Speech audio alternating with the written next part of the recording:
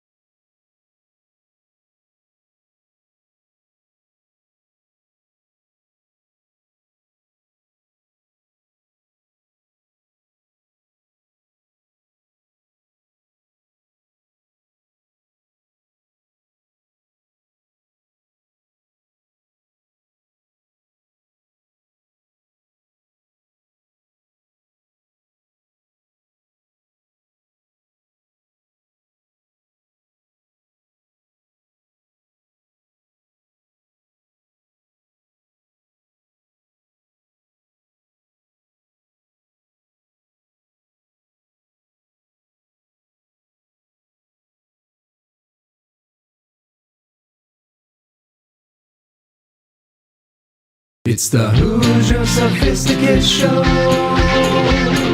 Question all the things that you know. Steve likes the weed. Steve likes the weed. Tell you about DMT. The DMT. Hoosier Sophisticated Show. The Hoosier Sophisticated Show. Hoosiers with the dream. Sophisticated blasphemy. It's the Hoosier Sophisticated Show. Question all the things that you know. So let's set our minds free for the singularity. It's the Hoosier Sophisticated Show. The Hoosier Sophisticated Show.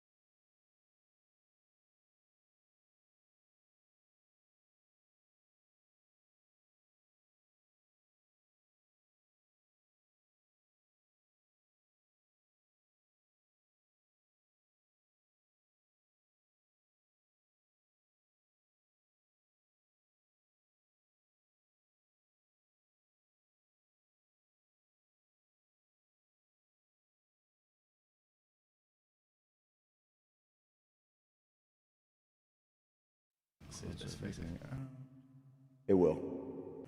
You have to turn on the stream deck and put the voice mod on.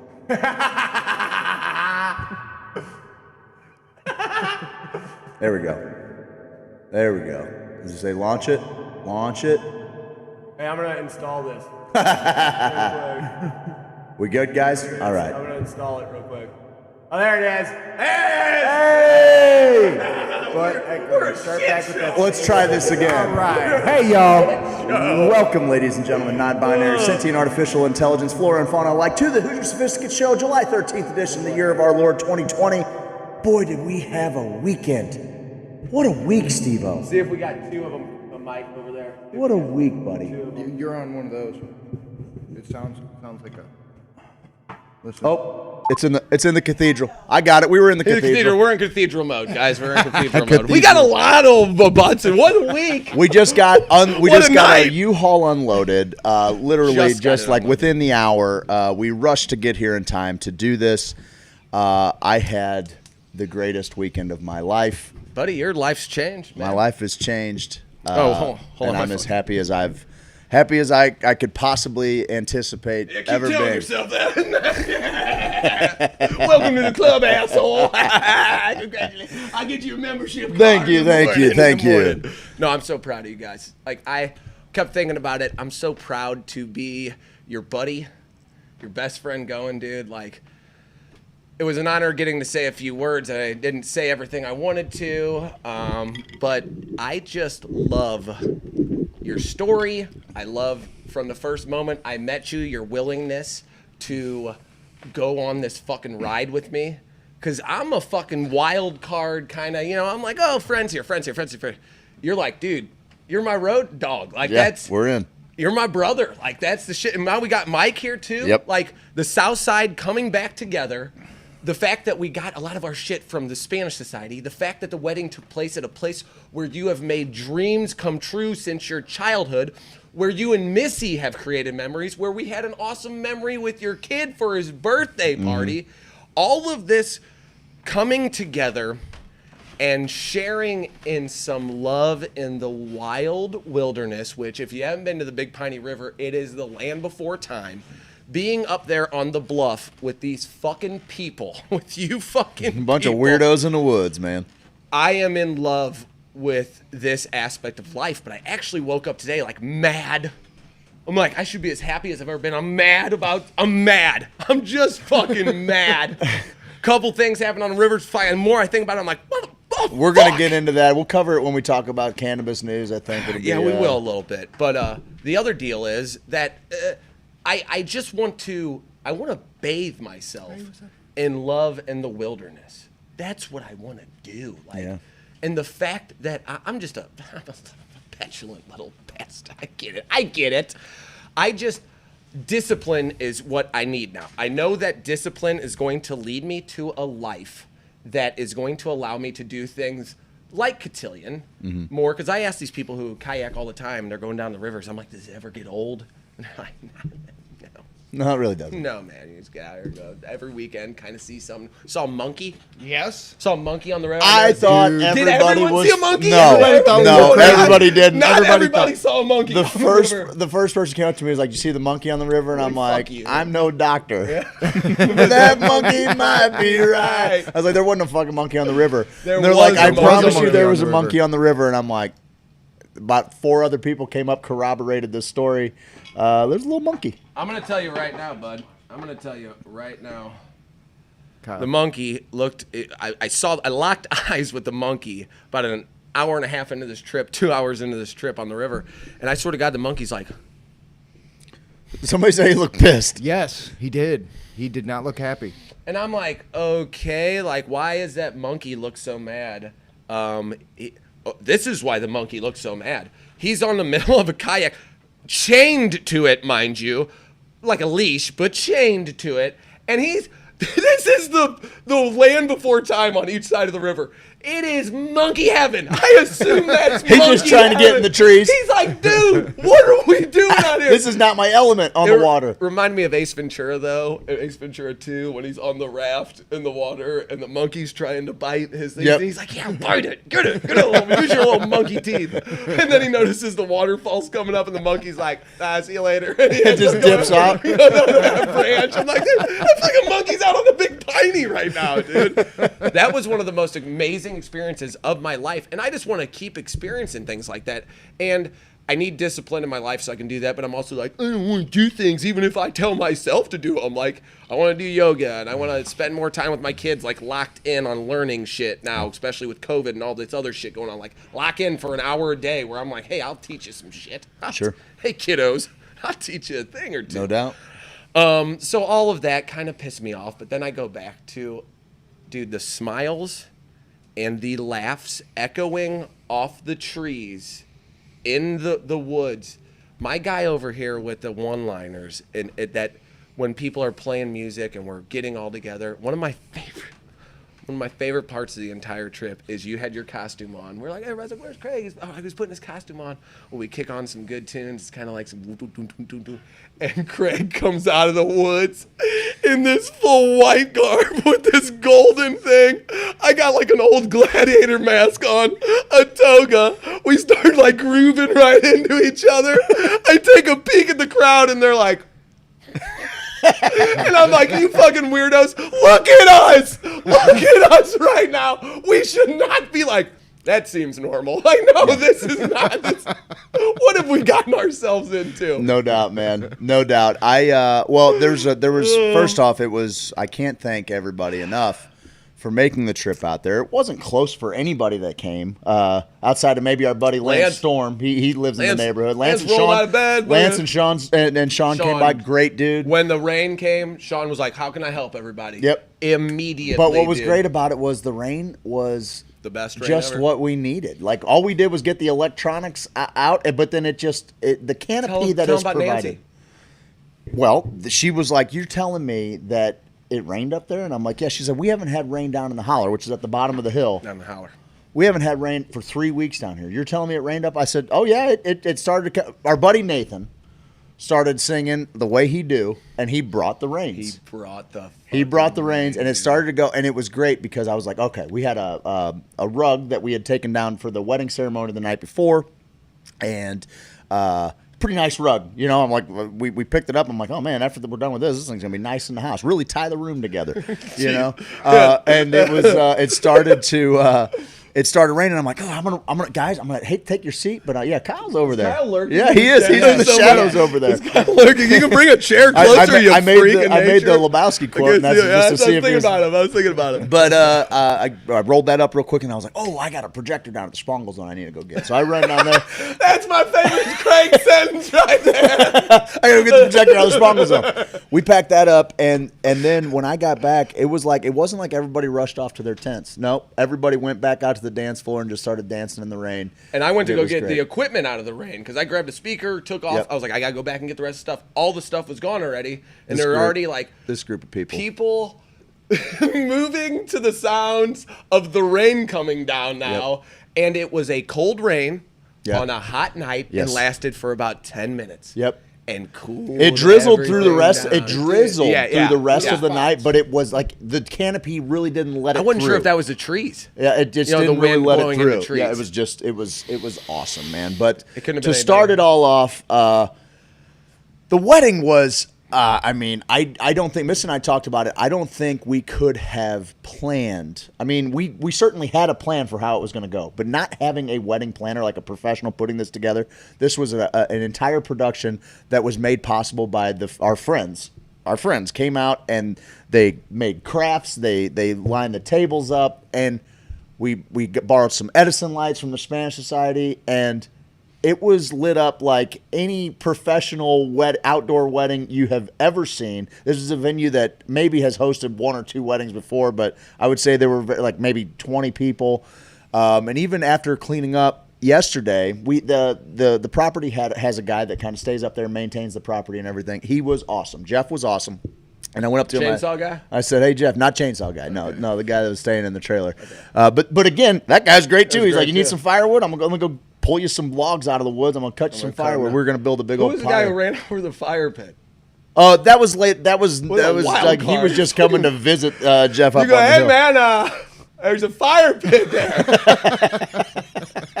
He fucking ran. Took it out. He fucking ran. Pushed it right through. So I asked him after 2 days. I mean, really, Friday night was just gorgeous. Like the way everything worked out. Your speech was great. Jenna's speech was great. Yeah. We had a fun time. I had a whole pyrotechnic display that was ready to go, and the guy was like, "Here's my only issue. I don't know that I'm going to be able to hear down on the beach to light these off at the end of the ceremony." And I go, "You know what, buddy? That's not a problem. I'll tell you what you need to do. As soon as you hear everybody cheering, light the firework." And he goes, "Got it. Hear the cheers, light the firework." Let me pick that up from here. Okay, you got it. I'm filming this thing front row. I got a chance to peek over Craig's vows. He's like, "What do you think?" And I'm like, "Yeah, decent." Right? He's like, "Should I cut anything else?" I was like, "If you cut anything out, I'll kill you." Like, here, go do that.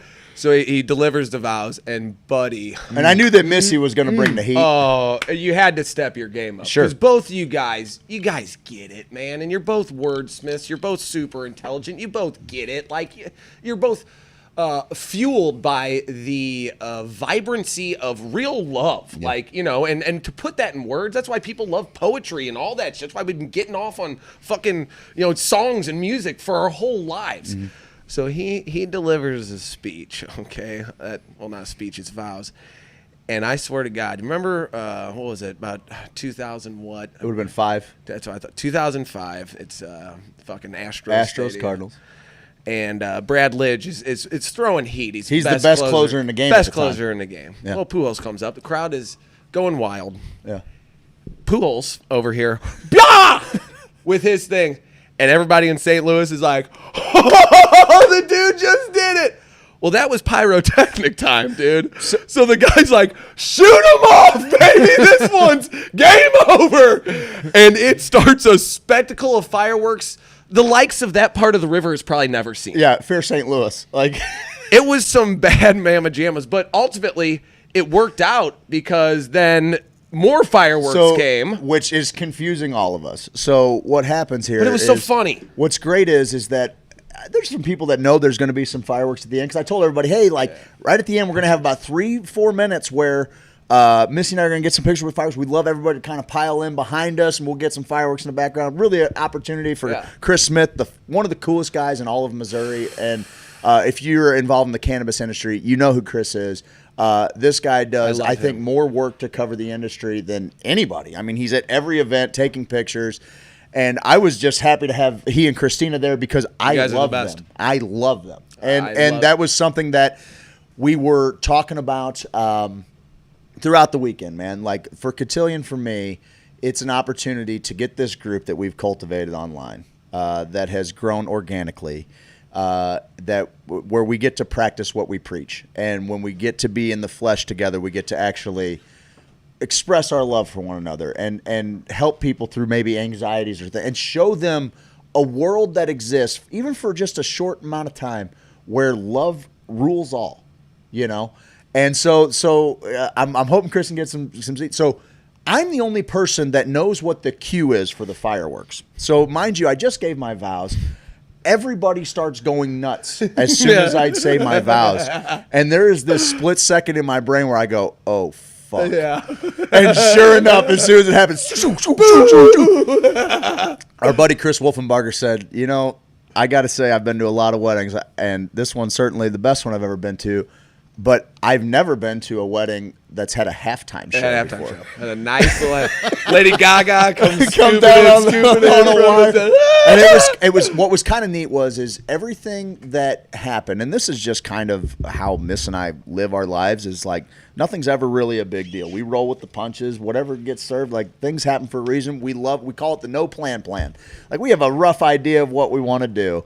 But you got to be able to kind of roll with the punches a little bit. And when especially the fireworks when we got down there and the 2 fire pyres that were supposed to light the beach up weren't enough because it's a true dark night sight. Like, you can see every star in the sky. I don't think there was We're a like, moon okay, either. well, it like there's a half moon, but it was not that time of night yet. And so then everybody who had their phones down there were like, all right, light them up. And so everybody got to be a part of it like and concert. provide a service. And they're all holding their flashlights on us. And some of the pictures that came from it are absolutely incredible.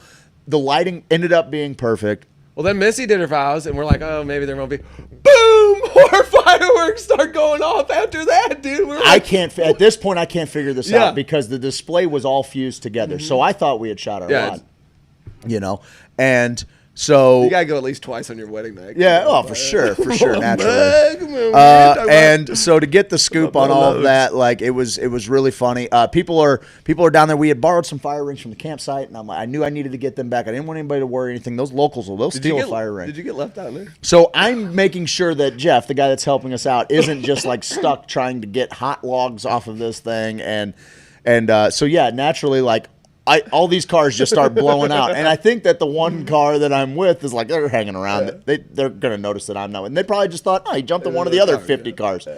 So I'm down there and I'm like, hey. I'm like yelling at people. They're just driving away.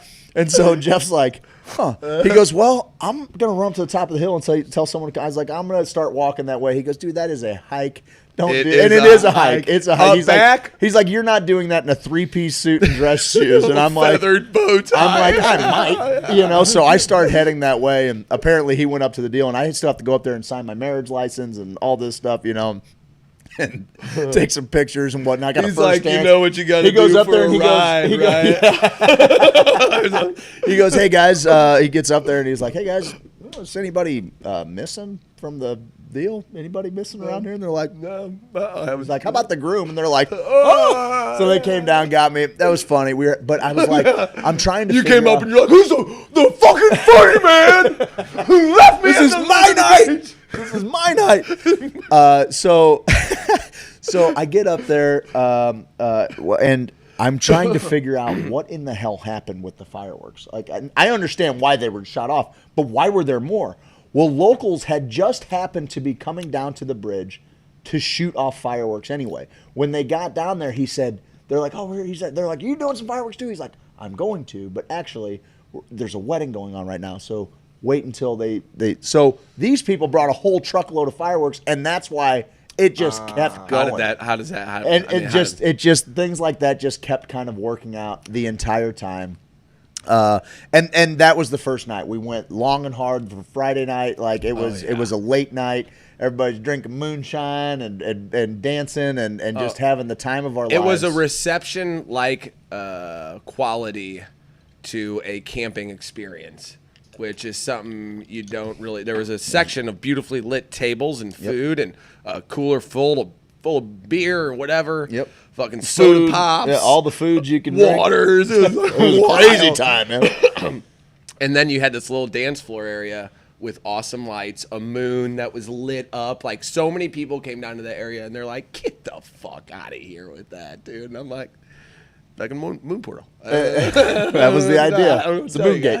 I don't know. That's what we do down here. Yeah. Everything that first night was on fucking point. Some awesome moments. You and your son getting to fucking experience that. So you guys chatting a few times. Missy dancing with Trevor. Yep. Like fucking having your whole family there was fucking awesome. Getting to hang out with your guys' parents. Yeah. And that was really special to me. That Jane's a wild card. Keep around, old Jane. I see you, Jane. Okay. And Jane's always talking about, Steve's probably going to wear his cutoff shorts. I'm like, Jane, settle down. He's a married man, for Christ's sake. Sneak in the tent with us, Jane. Come on, Jane. But no, the Kohler family. There was only a handful of them there, but we only a handful of them. There were 75 of those. We started to play a Kohler drinking game on the water, which was every time somebody drink till your rectum bleeds. Yeah, every time somebody calls out, hey Kohler. Every time somebody calls out a Kohler name, you got to take a drink. And my cousin Cass is rowing behind her kayak. She goes, "I'm not playing your stupid fucking game, because I got to get this kayak back all by myself. I don't get to just lay on a raft. That game's gonna kill us inside of an hour." She's going opposite way down the river. Like, what the fuck? What the hell? And the wind picked up a few times on the river too. There's always that one swell. There's always that one stretch of river where everyone has to get like low. You're going backwards. Yep. And but once you get through it, it moves pretty good again for the rest of the way.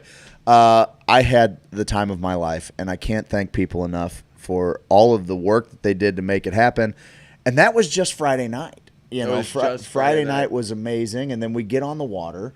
And that's going to be tough because there's people leaving from the wedding, not necessarily floating. We're trying to get, we ended up with 5 minutes left. I think we ended up with right at I think it was, I want to say it was 63 people on the water. So that's 65. Yeah, so I think that's it was one of the pictures. There was a couple of kayaks that went down the water. There was one that we shuttled, a couple that we shuttled down. Everybody else is on rafts. We're having a great time, and that's the start of Cotillion, and it was a blast. We get started. We're moving along.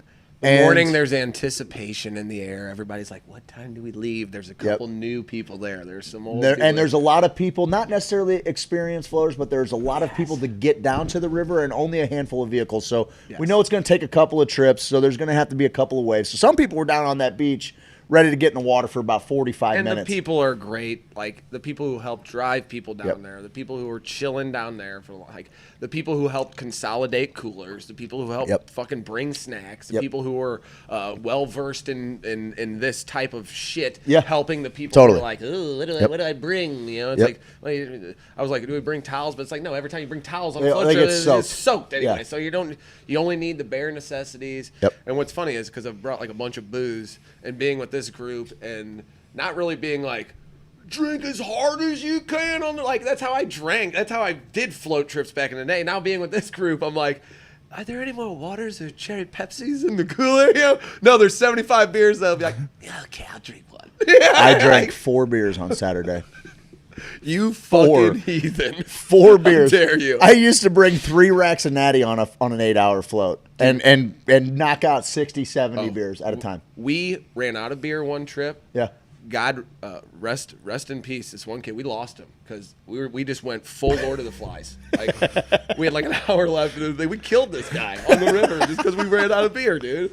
Well, and that would be, you know, if that was a real if that was a real threat, then that would actually spell out a need for the fucking Missouri Highway Patrol to be on the waterways of St. Louis. And we're going to touch on this. I just want to. This is a little foreshadowing. Because I want to wrap up how awesome this time was, because we were not going to let a little fuckery and on the people river who even got fucked with. I was happen. like, I'd be pissed if I were you. And they're like, dude, whatever. I'm fucking living my best life anyway. Fuck it, man. So we'll get back to that in just a minute. We float down the river. River's down a little bit. It's a slow float. Slow float. But everybody, you brought something up. This is something that I said, I think, after the very first cotillion we ever had. We were playing Things I Love. And I said, I love the language of laughter. And that is, man, when you're on a trip with that many people and they are laughing from just the deepest part of their souls, and everybody's laugh has its own accent, everybody's laugh has just its own inflection, it truly fills me with joy to be able to to say that we facilitate this time is partially true, right? But as many times as people came up to thank me for inviting them. People thanked you? Many, many times.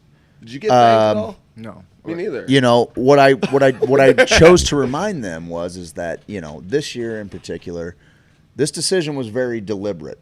When you go and you throw a party this big, you have to take into consideration everything that's going on and the personalities that are going to be there and the people who and there were some people that unfortunately couldn't make it, and COVID really kind of threw this thing in a little bit of a tailspin.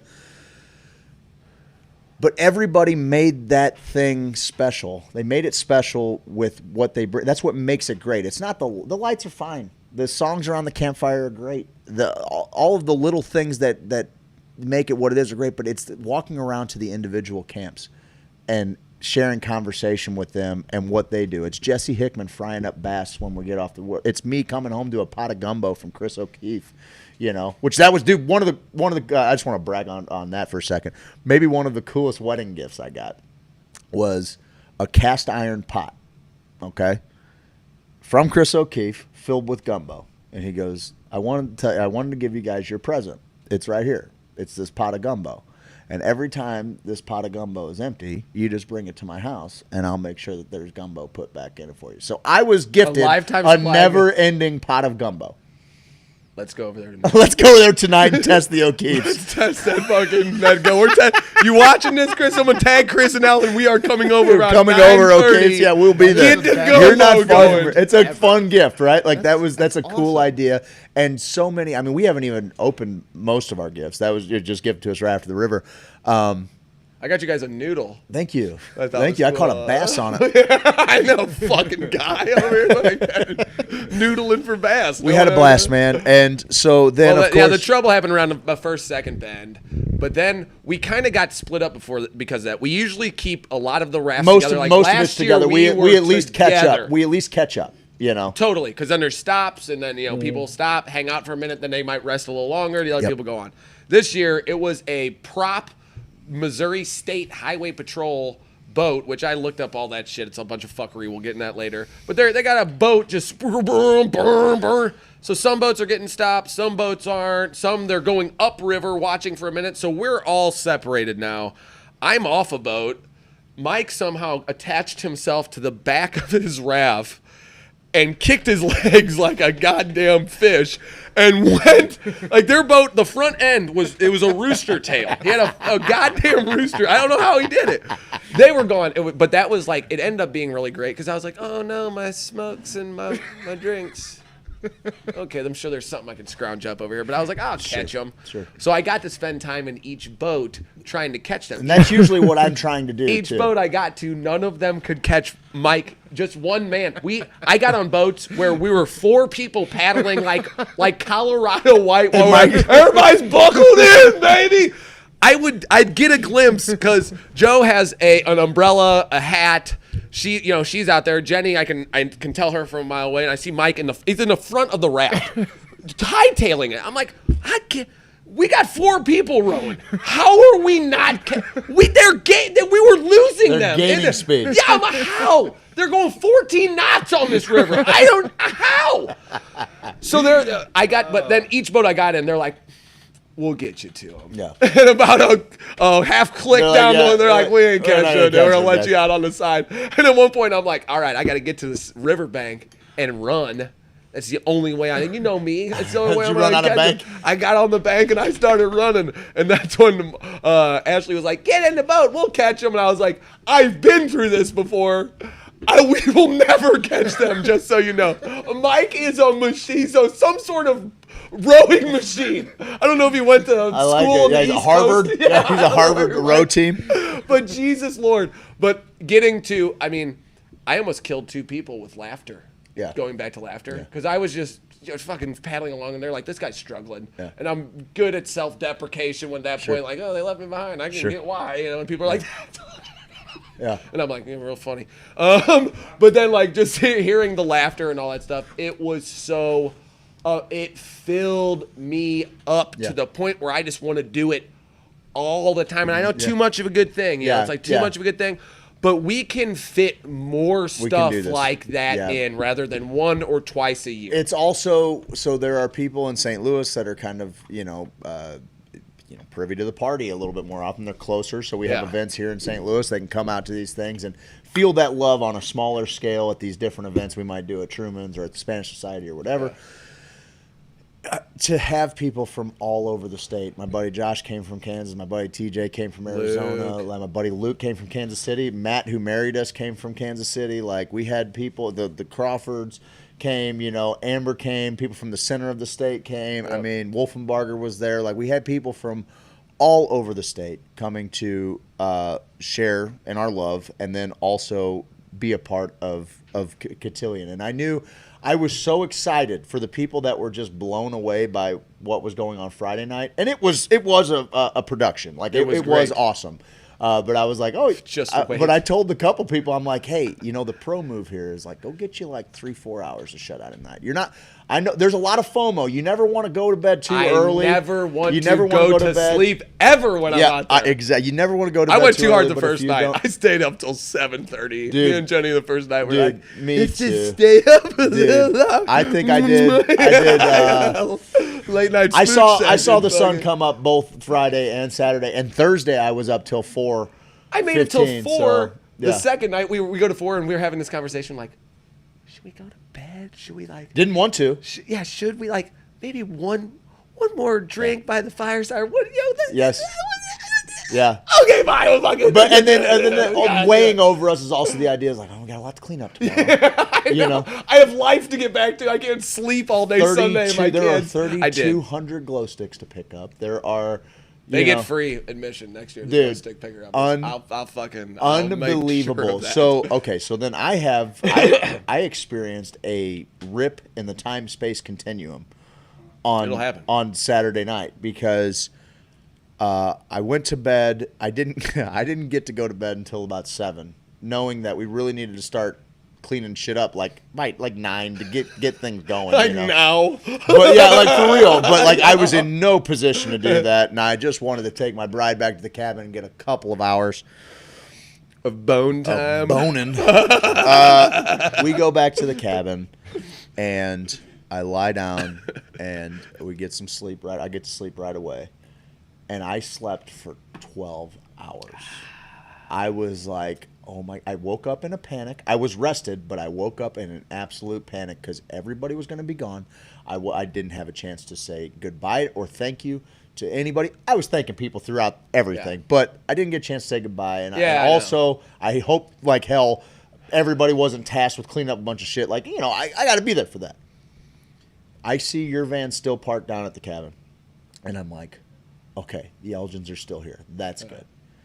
And as soon as I walk down to the truck, the U-Haul, so we can get up there and load up the tables and chairs and everything. You're like, whoa, whoa, Yeah. whoa. Yeah, I'm like, he's struggling this morning. I go, and then you finally came the opposite way. Yeah, I'm like, fuck it, pulling through. He was burning out with those dually They ties. just can't do it. But you guys walked out of the cabin, and I go, oh, there you are. Okay, great. I go, what time is it? You look like Marty McFly getting out of the fucking DeLorean. I look at the clock, and it said 9:15, and I go, this clock can't be right. And you go, what actual Monday? time is it? No, yeah, I go, Jenny, what time is it? She goes, no, I think that's right. I think it's like 9:15, and I go, on Sunday? Yeah. And she goes, yeah. And I go, and then we were like, we think. I go, You were so you convinced us. We're like, I was like, fuck yeah. Dude, I just gained a whole day. a whole day. It was awesome. We went back up. At that point, there was already not a glow stick to be found, which is, I know for the people that weren't there, that doesn't sound like much. But if you could see, we'll have some pictures for you next week. 3 football fields of pathways where they perfectly put glow sticks. They're thick, too. Like, you're just walking on glow. A couple times I was like stepping over them because, in the being, it was almost like it was floating. Shin high. And the way they were undulating over the little mounds. And you would look in this direction for a while and you'd be dancing and you'd be like, cool, man. People have these sparkly capes on and they got lights and the costumes. Like, great kudos costumes. to everybody like on that shit. Having these costumes over. And then you'd look back the other way and be like, oh, shit, the woods is glowing. The woods what the fuck? It was so fucking cool. And I'm very anti-glow stick. Because I've had to pick them up a few times. I'm like, sucks. is it worth it? Guys, is it worth it? I know we had a lot of fun last night. Is it worth it today? I know I didn't pick any up this time. But the cool look of it was, honestly, I've been to Schwag. I've been to a couple other little deals. Nothing has ever lit up about 3 football fields. It was amazing. And everybody had their own camps. It was beautiful. We had we had a cross of camps. We had one in the middle, one over here, one back at the back, one at the front, and one over on Mount Olympus. Yeah. And then everybody congregated towards the dance floor at sometimes, the tables at sometimes, and the walkways to the Spongel zone was one of the most amazing things I've ever. Yeah. And the camps off to the side, they had like these perfect circles. It's almost like they used a compass to draw it out of glow sticks. Yes. It was unbelievable. That's what I noticed most. I was like, there's a rhyme and reason to these glow sticks. They're not just strewn about. Yeah, but they were. That's what's crazy. They just fell where they were supposed to be. I watched Mike go. I was like, oh, really? and I was walking. It fucks me up a little bit. It was great, man. Walking, and I just had this. It was pattern. great.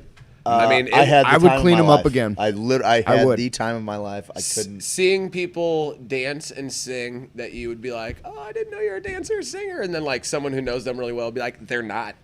They're not a dancer or a singer. And they're out there like, again, that's my fucking jam. Like, and being a part of seeing you and Missy and Jenny spread the love, being leaders in the group and being like, come on, get up, let's dance. Like, I'm going to get you out of your shell a little bit. Not to the point where I'm like, I'm forcing you to do anything. Yeah. But just so you know, no one will fucking judge a fucking thing you do here unless you be shitty to somebody. That's the only thing you're going to get judged for. And even then we'll be like, come on. And Mike, you lending yourself at all aspects, like that was the first thing I loved about Cotillion. Me and him were sure like to be like, you showed up, let's get your stuff. set up your tent. Yep. Mike is that guy through and through the and veterans, through and through. The veterans, and I guess, Mike, that was your first Cotillion. That was my you, first You went to Cotillion. powwow, I which went to Piney was Powwow. very similar. Very similar. But without the float and everything. Yes. But that's something that Miss and I talked about. It's really great to see the people that are veterans kind of help other people that were new to the space get acclimated to it and everything. And I had a chance to sit by the fire last night. I stayed down there an extra day. Actually, Zach stuck around in his hammock and everything, and so he came down with Miss and I. We had a fire right down by the river, listening to it, looking at the stars, just kind of integrating the whole experience, talking about what we were thankful for and all of the things that was going on there. And it truly is. I haven't been able to respond to half of the messages and texts that I've gotten thanking me for this weekend and what it did for people. Some people that I know to be kind of just like hard ass, real dark humor people can't be fucking bothered with the lovey-dovey hippie shit. For sure. I know. You got them. You fucking got a couple of them. Being big, like just outpouring of love. I know. You got and a couple I was of like, them, dude. oh man, like that's and so one thing Some that I dark was heart like, motherfuckers. dark hearts, Yeah, dude. and they were like, this was the most beautiful weekend of my life. I know, dude. I love and one of them thanked Missy, said, thank you for teaching me how to love. Thank you for showing me how to love. You know, yeah. and you're like, well, if it's just one of you, that's worth it. You know, for sure. but man. that camp is built on words of affirmation. If you walk in on any conversation, I promise you within 3 minutes, you're going to hear the deepest belly laugh you've ever heard, and you're going to hear somebody saying something so genuinely sweet about the person sitting across from them that when people come there, they have no choice but to be filled with that love, to be filled with that joy and that confidence, because all of these people that came here for the same reasons, that struggle with anxiety or whatever, or they've got these voices that tell them maybe they're not popular enough or they're not extroverted enough, and then they're encouraged. They hear their friend kind of singing along with the song, and then they're singing along with the song, and dude, I can be me. it's my favorite. I can time fucking of be year. me, and no one gives a shit. And that Not only do feels they not give a shit, real they good. celebrate it. They celebrate it. Dude. It's a place where people go to be celebrated. The whole vibe, and people, you said people thanking, like people did, they were like, thank you guys so much. The best way to show thanks for weekends like that is to take that fucking vibe and ball of energy and pass it right on to the next group of people you ever encounter. You say, oh no, that shit exists.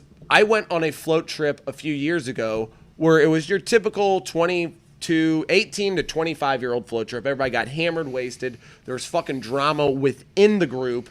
There were fights from other camps and our camp. There were people that were so drunk that didn't know what was up and what was down, and it was kind of scary. You know, you're like, Jesus Christ, how wasted. That atmosphere is fine and dandy, whatever you want to do. But the fact that the conversations and the love, people said I love you more at that campsite than they do at my family events, my family gatherings. Like I'm usually guys like, love you guys, love everybody. I can tell it's like This makes me very a little uncomfortable here, and I'm like, oh, I love you, so I like that makes you uncomfortable. Do not tell me that, Because I do love you. Yeah. So the fact that we can, not an evolution or growing up, or maybe it's all part of that, but the best way to give that back is the next time maybe you go on a float trip and it's like, oh, fuck, this might not be my jam. Well, the jam exists. The jam has been created, and it's you people helping us create the jam. Craig and I have gone out to the woods together. It gets weird when we're just doing that by ourselves, okay? So having you guys there is a big part of it, and I'm always, every time I hang out with these mofos, I like each person a little more. I get to know them a little more, and I want to know them a little more. Like, Nathan and Craig and that camp over there with Nathan and Heather and the new guy, the beautiful songbird Corey. Holy fucking and shit. Stephanie. He pulls out a ukulele he made from woodland fucking things. He comes out, plays a goddamn song like I've never heard. Missy, yeah. It was one of the most beautiful. The guy can sing like a damn he's an unbelievable angel. theater performer. And I like theater singing because it's very, you can hear what I'm trying to say. Yeah.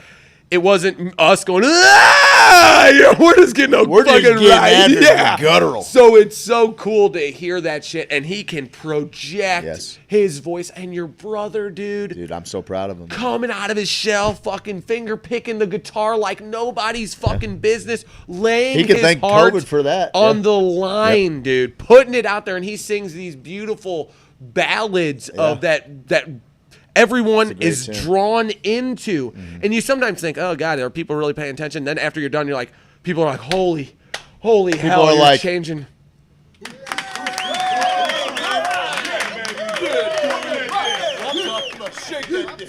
Shake that dick. I told somebody to shake that dick this weekend. But everybody fucking, I get, if I name names, I feel like I should name everyone there. Sure. Oh, that's coming. Because that comes we will have time to do that. I rolled straight from there to here, unpacked everything. We were at the U-Haul place at 6:40. It's 6:40. Yeah, we were dropping. And Craig's like, "Do I leave my gun in there?" Yeah, we had to turn back around. We'd have been on no problem. Anyway, he's like, "I should probably turn around and get that." Yeah, probably not a bad idea.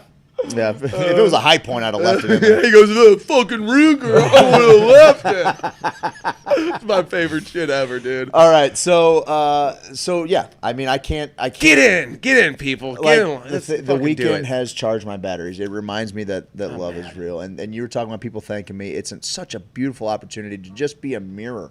When someone would come thank me, I'm like, oh no, you don't understand. This doesn't happen without you bringing who you are to this. Like, it takes all of us to be here doing this, and the amount of help that people just offered with no. And here's one of my favorite things of the camp, and we can move on from there. Every couple that comes to this thing are people madly in love with one another. Long relationships, short relationships, doesn't matter. It is husbands and wives who truly honor one another, and that was something that Missy and I kind of kept in mind getting married. Like, hey, we're going to enter into this contract so that we can also be like these people, so that I can be as good of a husband as CJ Crawford is to Rachel, you know what I mean, as you are to Jenny, as Mike is to Joe. Everyone is loved so well in this group. I saw them all sneak in little moments. Yes. Away with one another. They're little lovebirds. I know. Going to the bluff. Jenny and I went to the bluff. Ellen and fucking Chris. Joe and Jackie. Nick and Rachel. Joe and Jackie. Kim, my cousin Kimmy. And all those fucking loser-ass single people were fucking jerking off in the corner.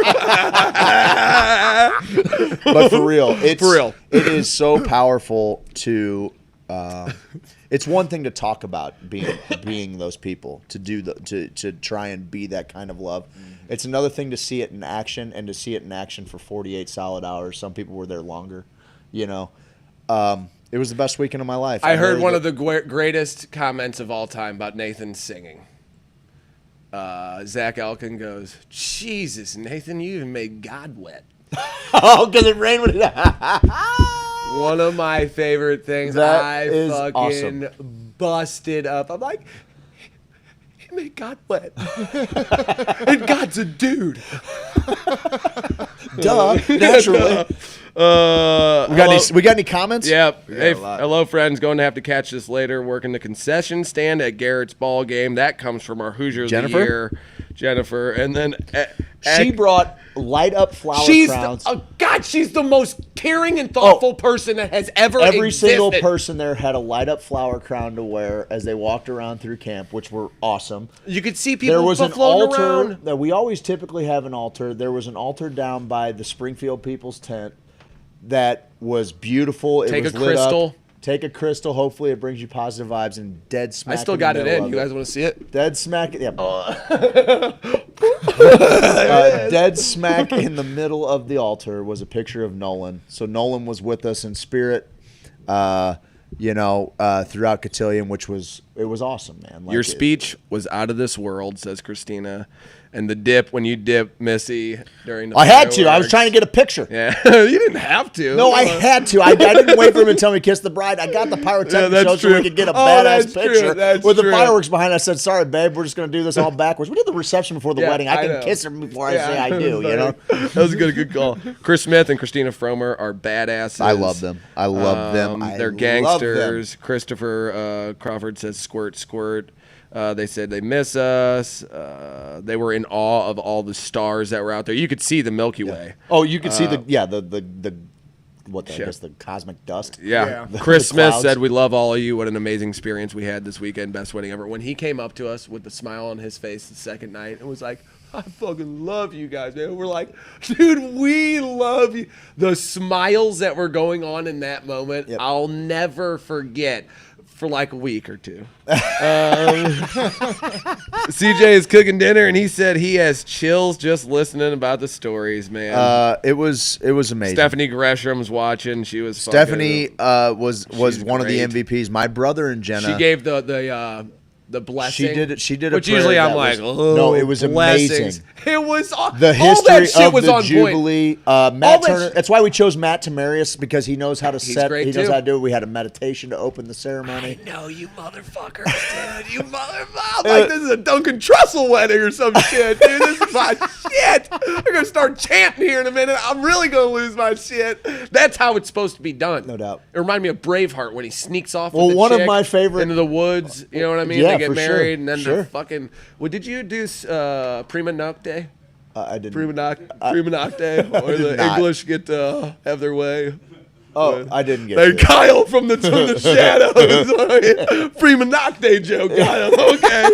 All right, I know his lane. One of my favorite things going is every year for Cotillion, when people are trying to get ready to get on the river, Steve likes to throw out the 5-minute alarm. Oh, I 30 of them this year? Yeah. Once he does, I typically throw another 20 on top of it. Guys, here, we got 5 minutes. But what was great this year is I'm circling around the camp. I hear, Hare Rama. And I know my sister's probably doing some yoga up top, because she's up every morning at 4 doing Kundalini yoga, and I just hear Krishna Das, just like rocking through the speakers, and I'm like, if this isn't fucking what I'm talking about, I know. 9 o'clock in the morning, everybody's fucking just dancing through the woods, man. Waking up to Krishna Das just chanting my shit. Dude. Best weekend of my life, man. Grace Johns, can't wait. I love Grace Johns. I got to hang out with her at Sweet Leaf. She is one of the most genuinely sweet people of all time. Mike Green, getting to see him was fucking great. No doubt. An absolute amazing experience and a beautiful ceremony. So glad we made it down. Congrats to you guys. It was meant to be. So cool. We can't wait to see pictures. Jenny wants to go back.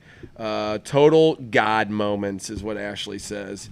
Aunt Carol. Somebody saying Aunt Carol. Aunt Carol's a wild card. Aunt Carol's great. And Dane was there too, and I'm like, oh man, you Dane put these two together.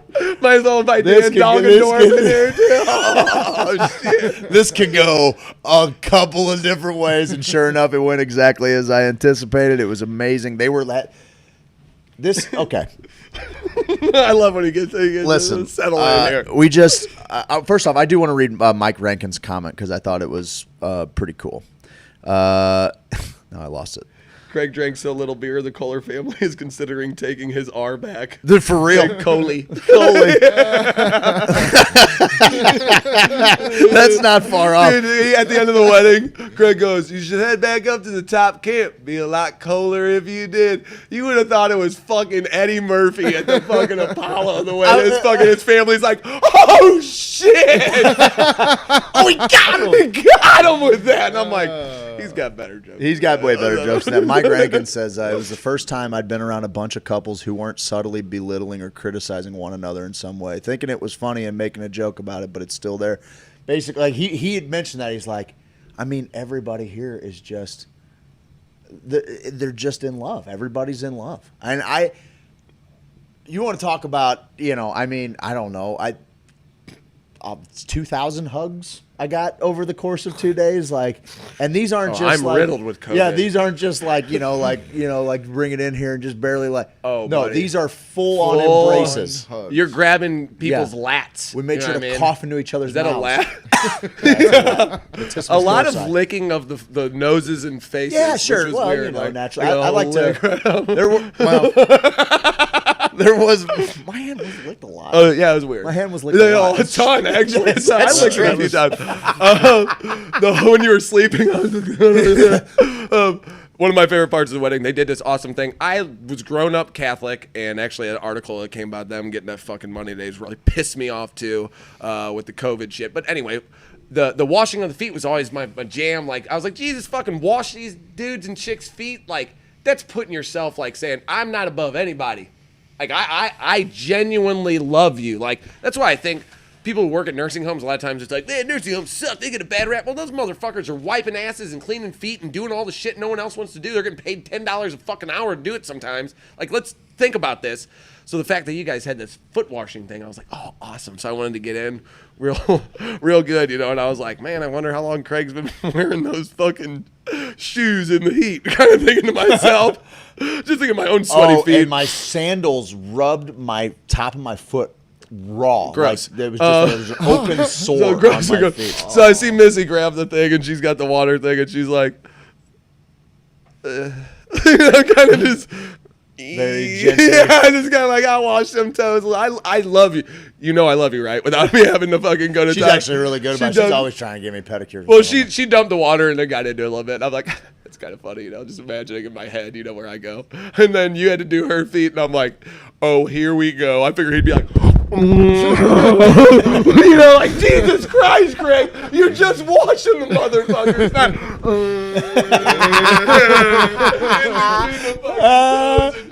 You did. No, I kept it together. Kept it together. Decorum there. It was actually really interesting because once again, I'll name him, call him by name. But Wolfenbarger and I were sitting on the river going down. And he's like, "Hey man, I just want to tell you." He's like, "It's a nice technique you got there for washing the feet." Oh, Jesus. So I'm laughing. He's the best. He's the He's the best. great. So I'm laughing my ass off, and he goes, "Did you practice that before you went in there?" And I was like, "No, man. I just figured I'd wash my wife's feet. How she would probably want her feet washed." And he goes, and he looked at me, and dude, Chris was dropping bombs on me all weekend.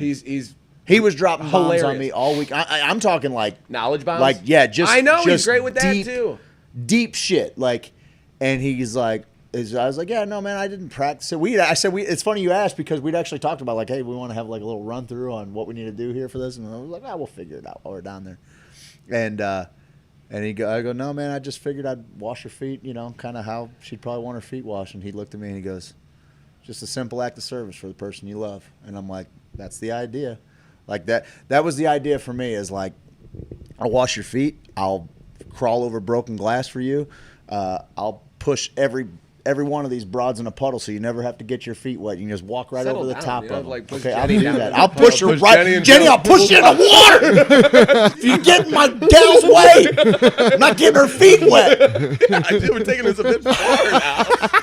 I'll punch you broad in her face. Right in the face. God damn. Not my wife's feet love aren't my getting wife. wet. My wife's feet I aren't love getting her. wet. Get on in there, face first. Yeah, that was nice. No, yeah, it was serving those who serve others is one of the greatest acts you can ever do. So we were talking about love languages around the fire last night, and some people's love languages are acts of service, and that one misses me a lot. Like I'm a words of affirmation guy. Some people like giving Blowjobs. gifts.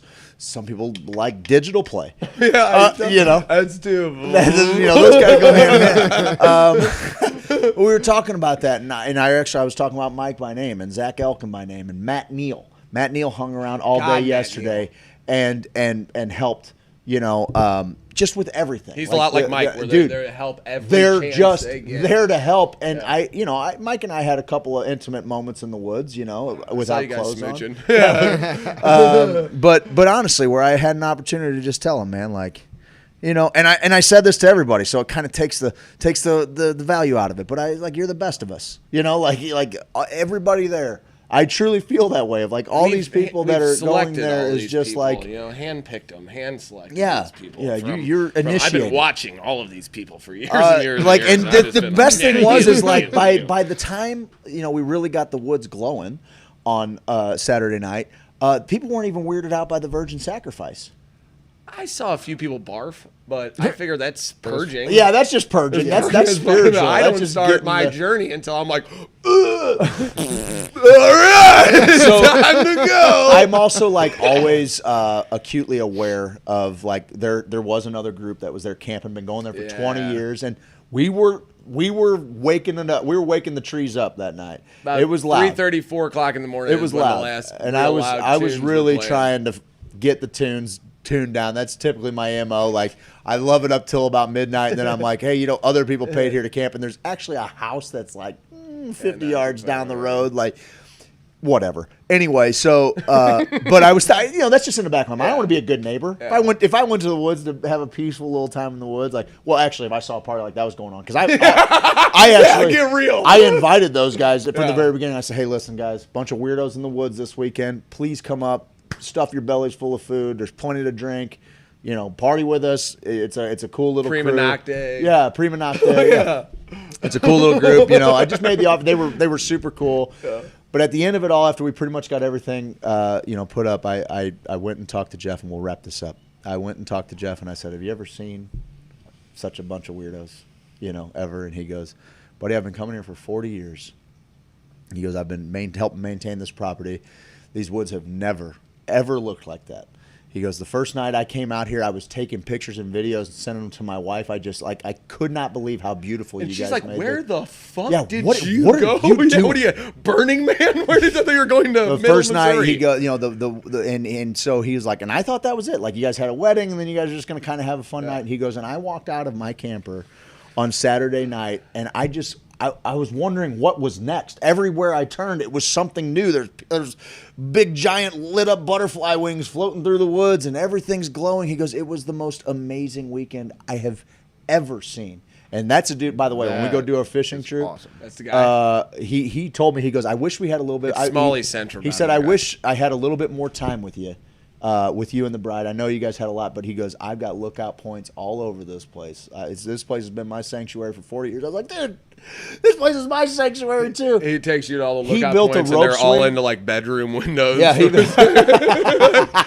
Fuck. built a swing for landing. He brought up like an archery target for his bow. He was just doing nice that's things awesome. forever. He told Mick, he's like, you need anything, man? There's something within a short drive I can get for you. Mick's like, well, I need a little bit of charcoal until the other charcoal gets back. Dude runs up the road, goes to his buddy's house, grabs a bag of charcoal. He's like, here, man.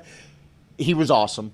And just anyway, so I talked about, I was like, I was thinking about, I was like, I'm really glad that, it wasn't too much. He goes, not too much. He goes, I didn't know what to expect. He said, I figured there'd be some hippies coming out of the woods and hey, whatever, not my thing. But he goes, but what you guys did was the most beautiful thing I've ever seen up here. And he goes, I'm going to be thinking about this this is a weekend I will remember for the rest of my life. He goes, I don't think anybody has ever done anything like this on this property ever.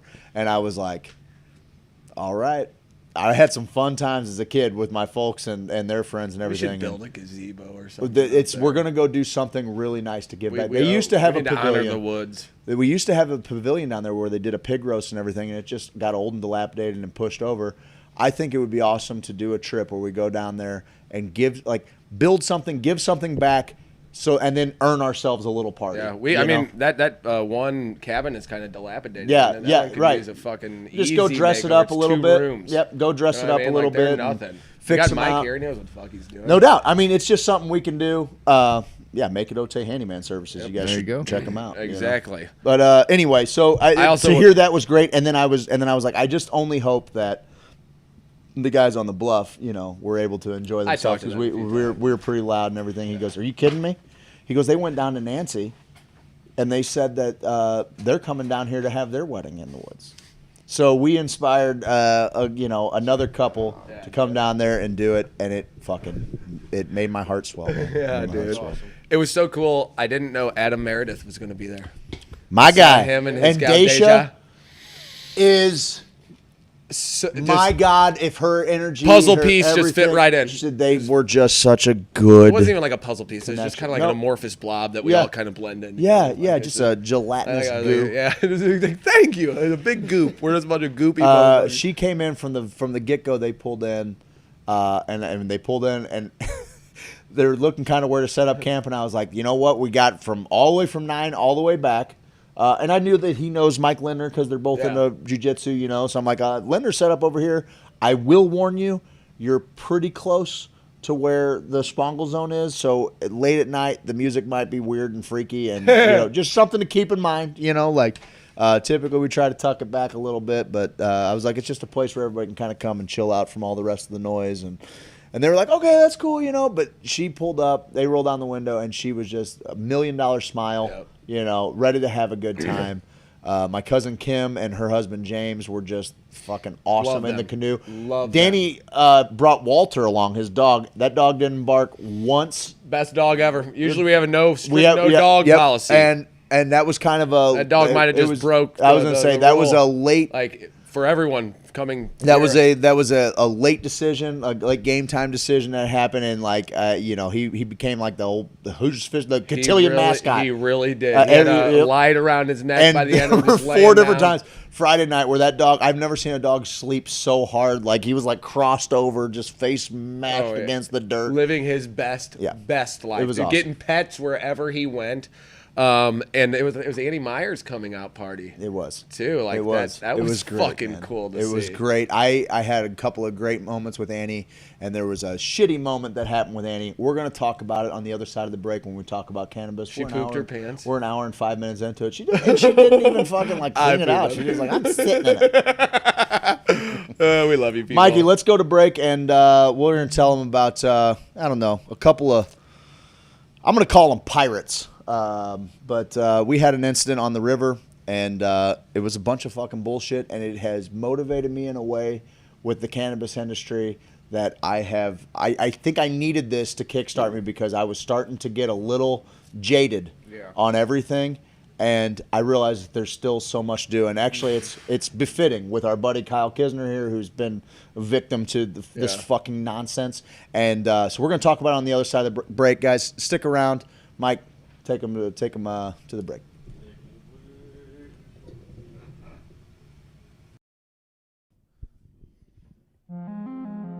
James Carlton Insurance 314-961-4800.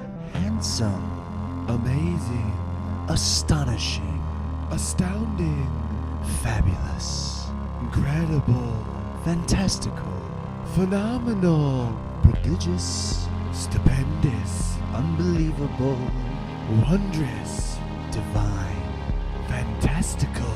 No, seriously, he's fantastical. You got a house, go on and get it insured. You got a car, you gotta get it insured. You got a life, go on and get it insured.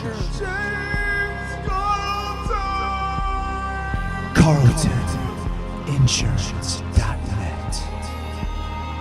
Fantastic. Stupendous. Fantastic. Do you take our insurance, and are you cannabis friendly? And they all said no. And then at that last phone call, that 8th phone call, I was like, do you know anybody that is? I'm desperate. I've called 7 other people. You're my 8th phone call. At this point, I'm crying my eyes out, and this lady just felt bad for me and said, hold on, let me call you back in a few minutes. And they called me back, and they said that they would take him, but under a certain amount of conditions. And the main condition was that if they felt that cannabis was not working for him, then they would take him from us and put him in and Child Protective Services, and then they would take the other 2 kids too. Because they were both underage. Then and we would be charged with child endangerment. So they'd go to federal prison. Yeah, we would go to federal prison. So we said, bring it on.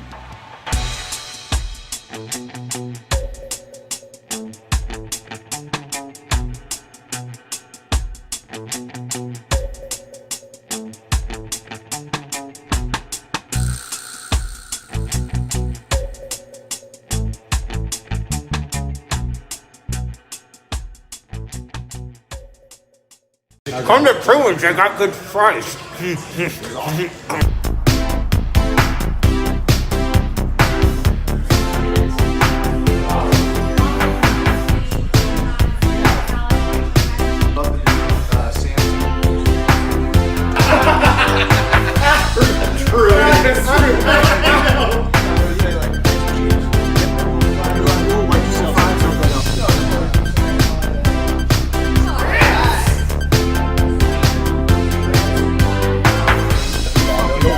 Eight inches in bits. This is one of the best Cubans. I try a Cuban everywhere I go. And this is one of the best damn Cubans I've ever had. And we've got a little white cheddar mac here with a little cracker mac. Life-changing, incendiary. Everywhere I go, I try the Cuban. This time I didn't. I got the grilled cheese bacon burger. Look at that thing. With put some pepper jack on there, some jalapenos, and we got some crinkle fries. And all I can say is, oh baby, grow baby. As you can see, this was once a delicious plate of coconut scrimps, and I devoured it. And if I had to say, if I had to give a review real quick, I'd say it's an orgasmic feast of the senses. And I love meat.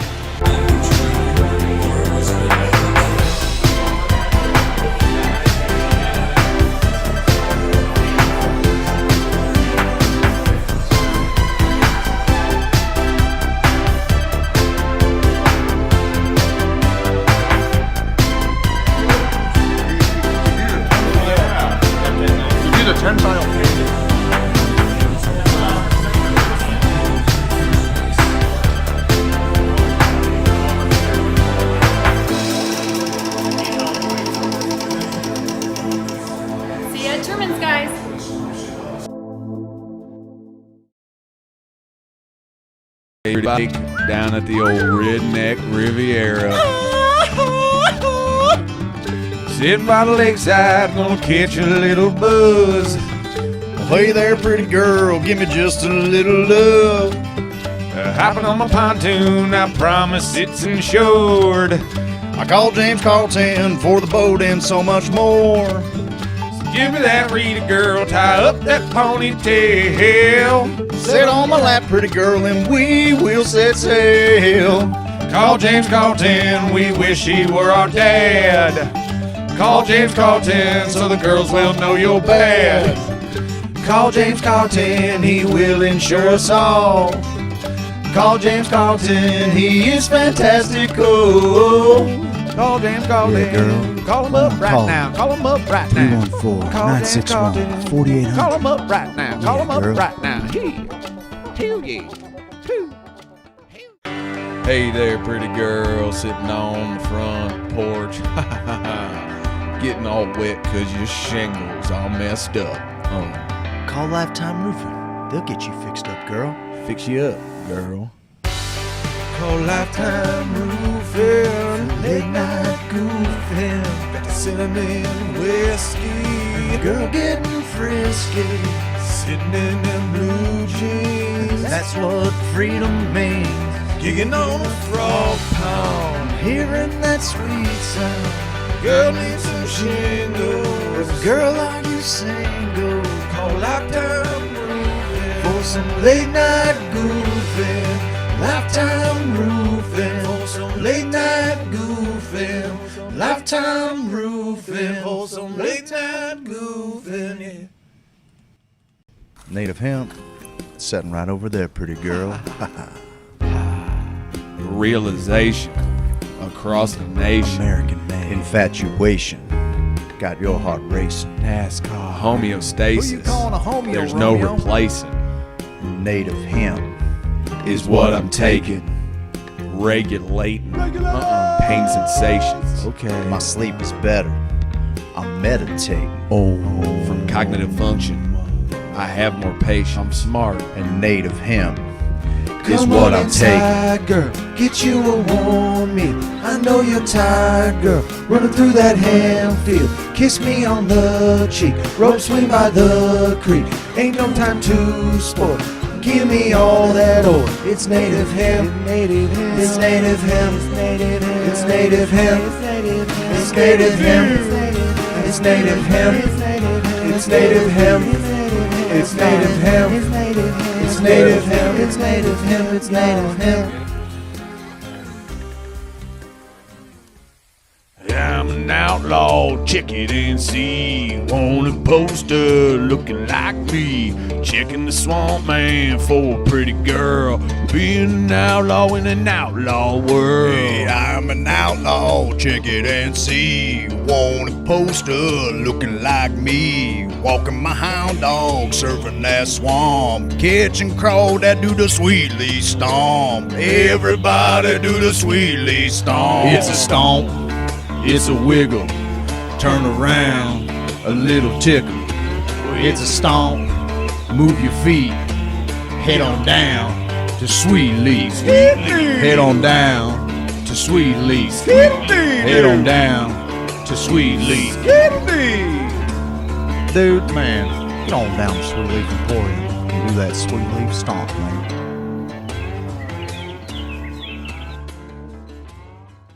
And we're back.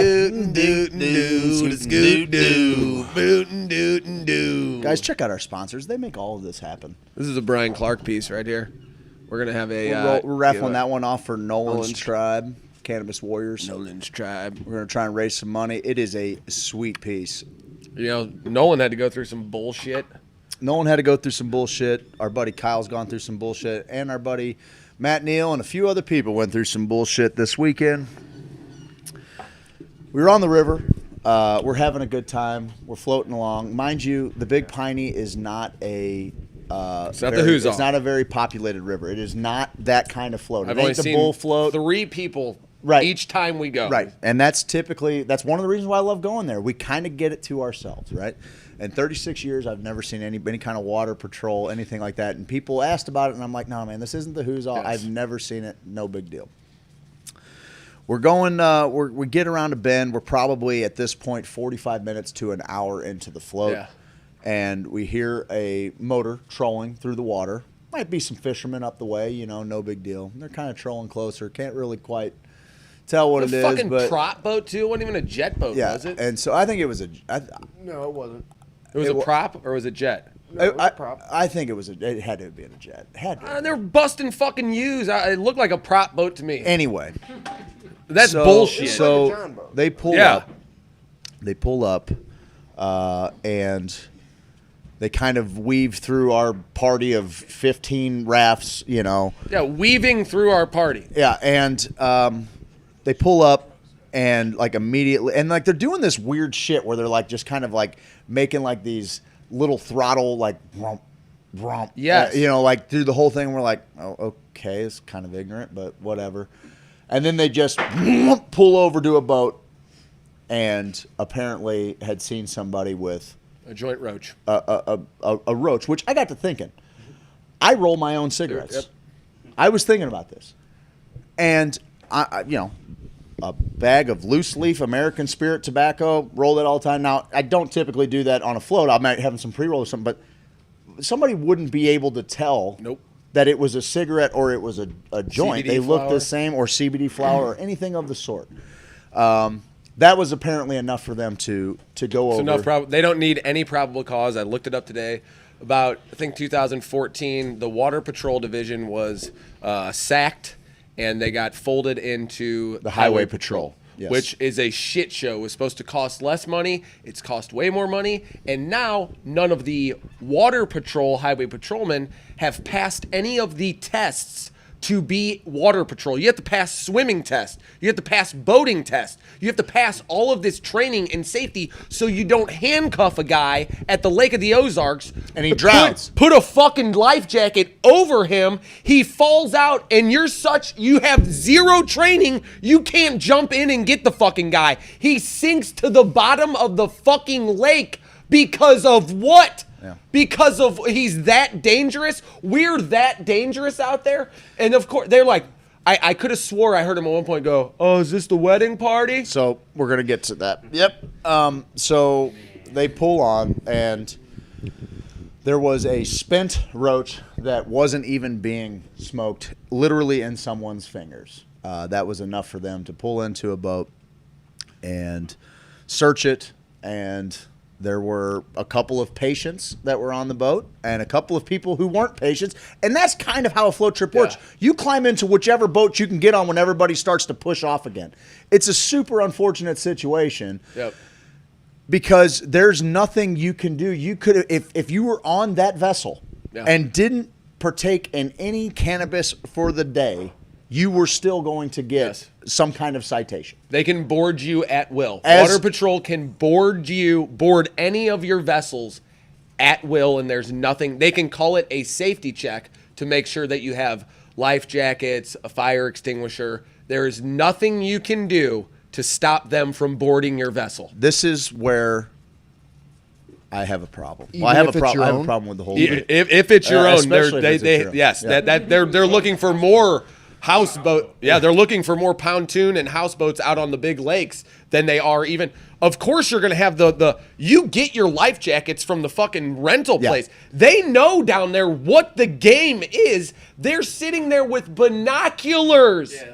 In the woods, they're sitting there with our tax dollars are going to 2 officers sitting in the woods. God only knows, ogling probably my sweet ass, and I'm sure some of the boobs that were in our group, just ogling boobs. And I had binoculars too. I saw them. They were smooching in the woods. Yeah, those guys on our tax dollars. On our tax I have no dollars. problem with that. On their time. But do that on your own That's time. right. Don't do it on my dime. Don't rub your mustaches together in the woods. Don't do it on my dime. On our dime. Okay, That's and then you're going to come down and harass me? So Mike Lohr saw them with binoculars before they came up to us. And then Mike Lohr, one of the people saw him with binoculars. Then they would go up and wait. Then they'd come back a little bit. Then they'd go up and wait so again. this is what happens, right? It's a shitty situation because you want to keep your entire group as close together as you possibly can. It's tough with where that the memories many are boats, made.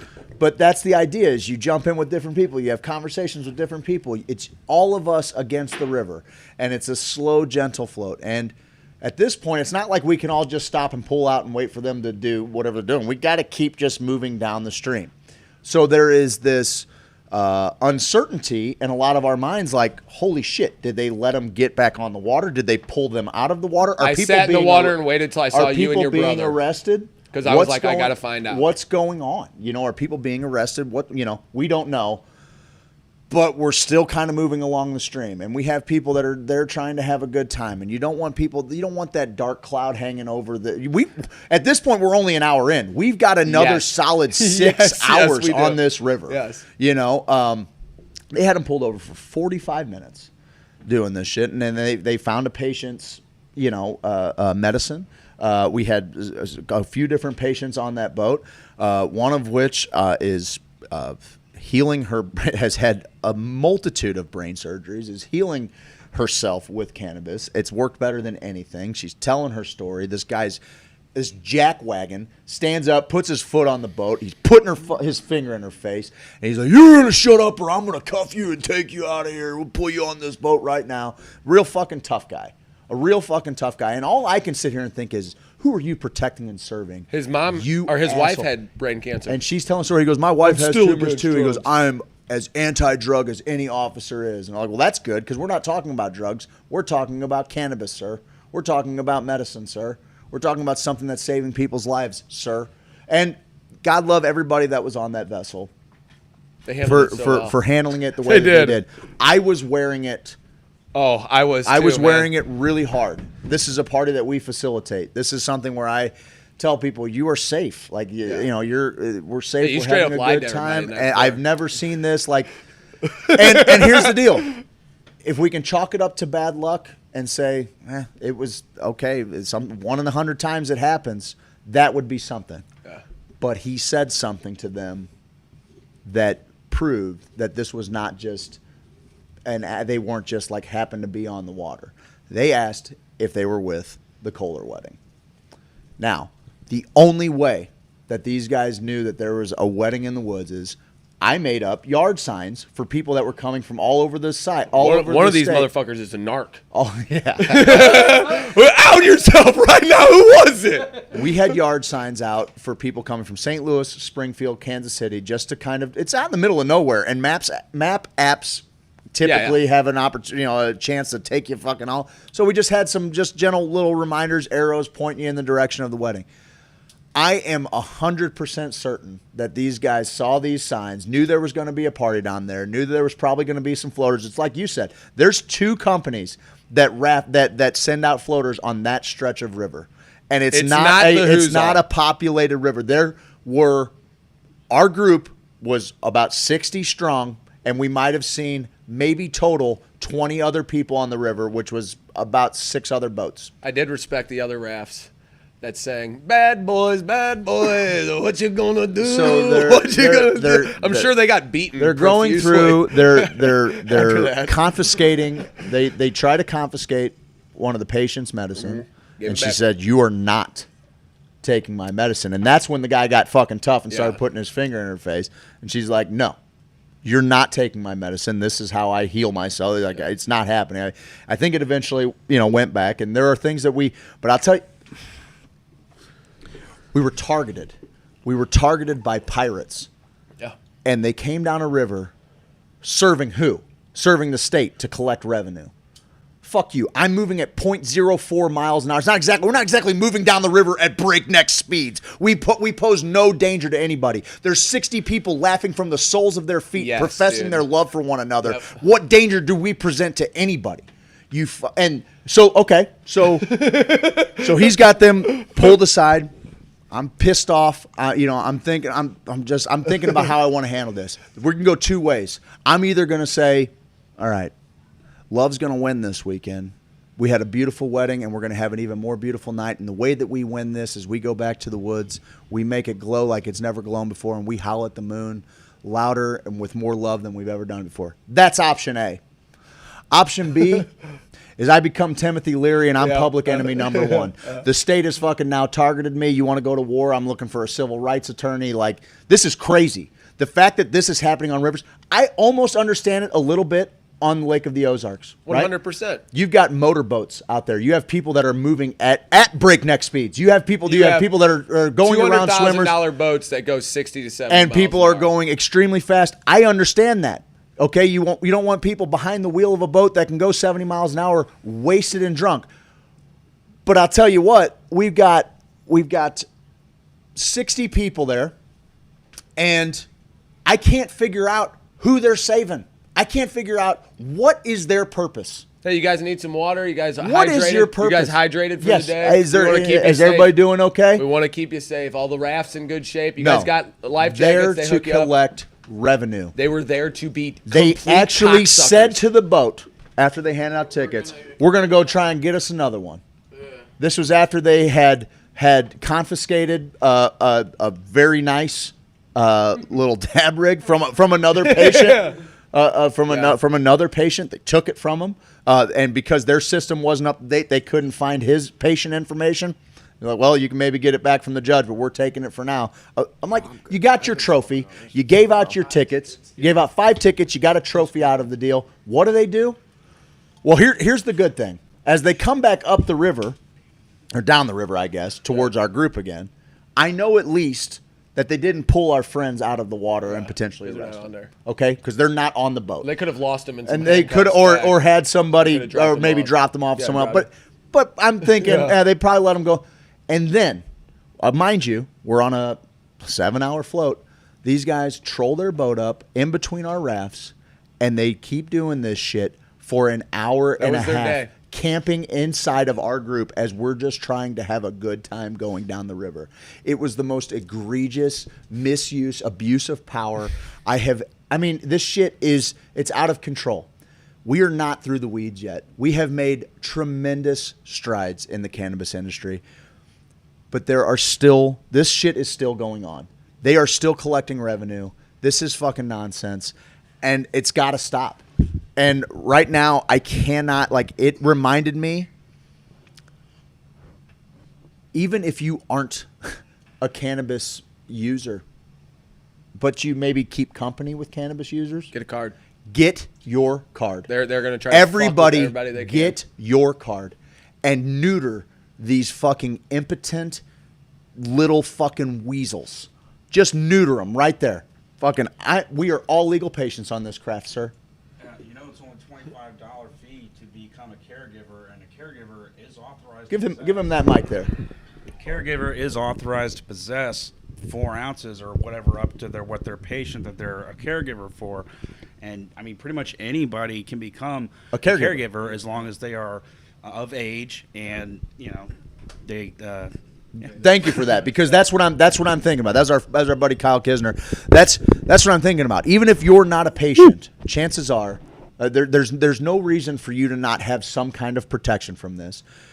If you're watching this show, chances are you believe in the power of medicinal cannabis. You understand that we all have endocannabinoid systems that need to be supplemented. Protect yourself so that every time these guys want to spend a whole fucking day on the river, they're going to be wasting their time. Wasting their time.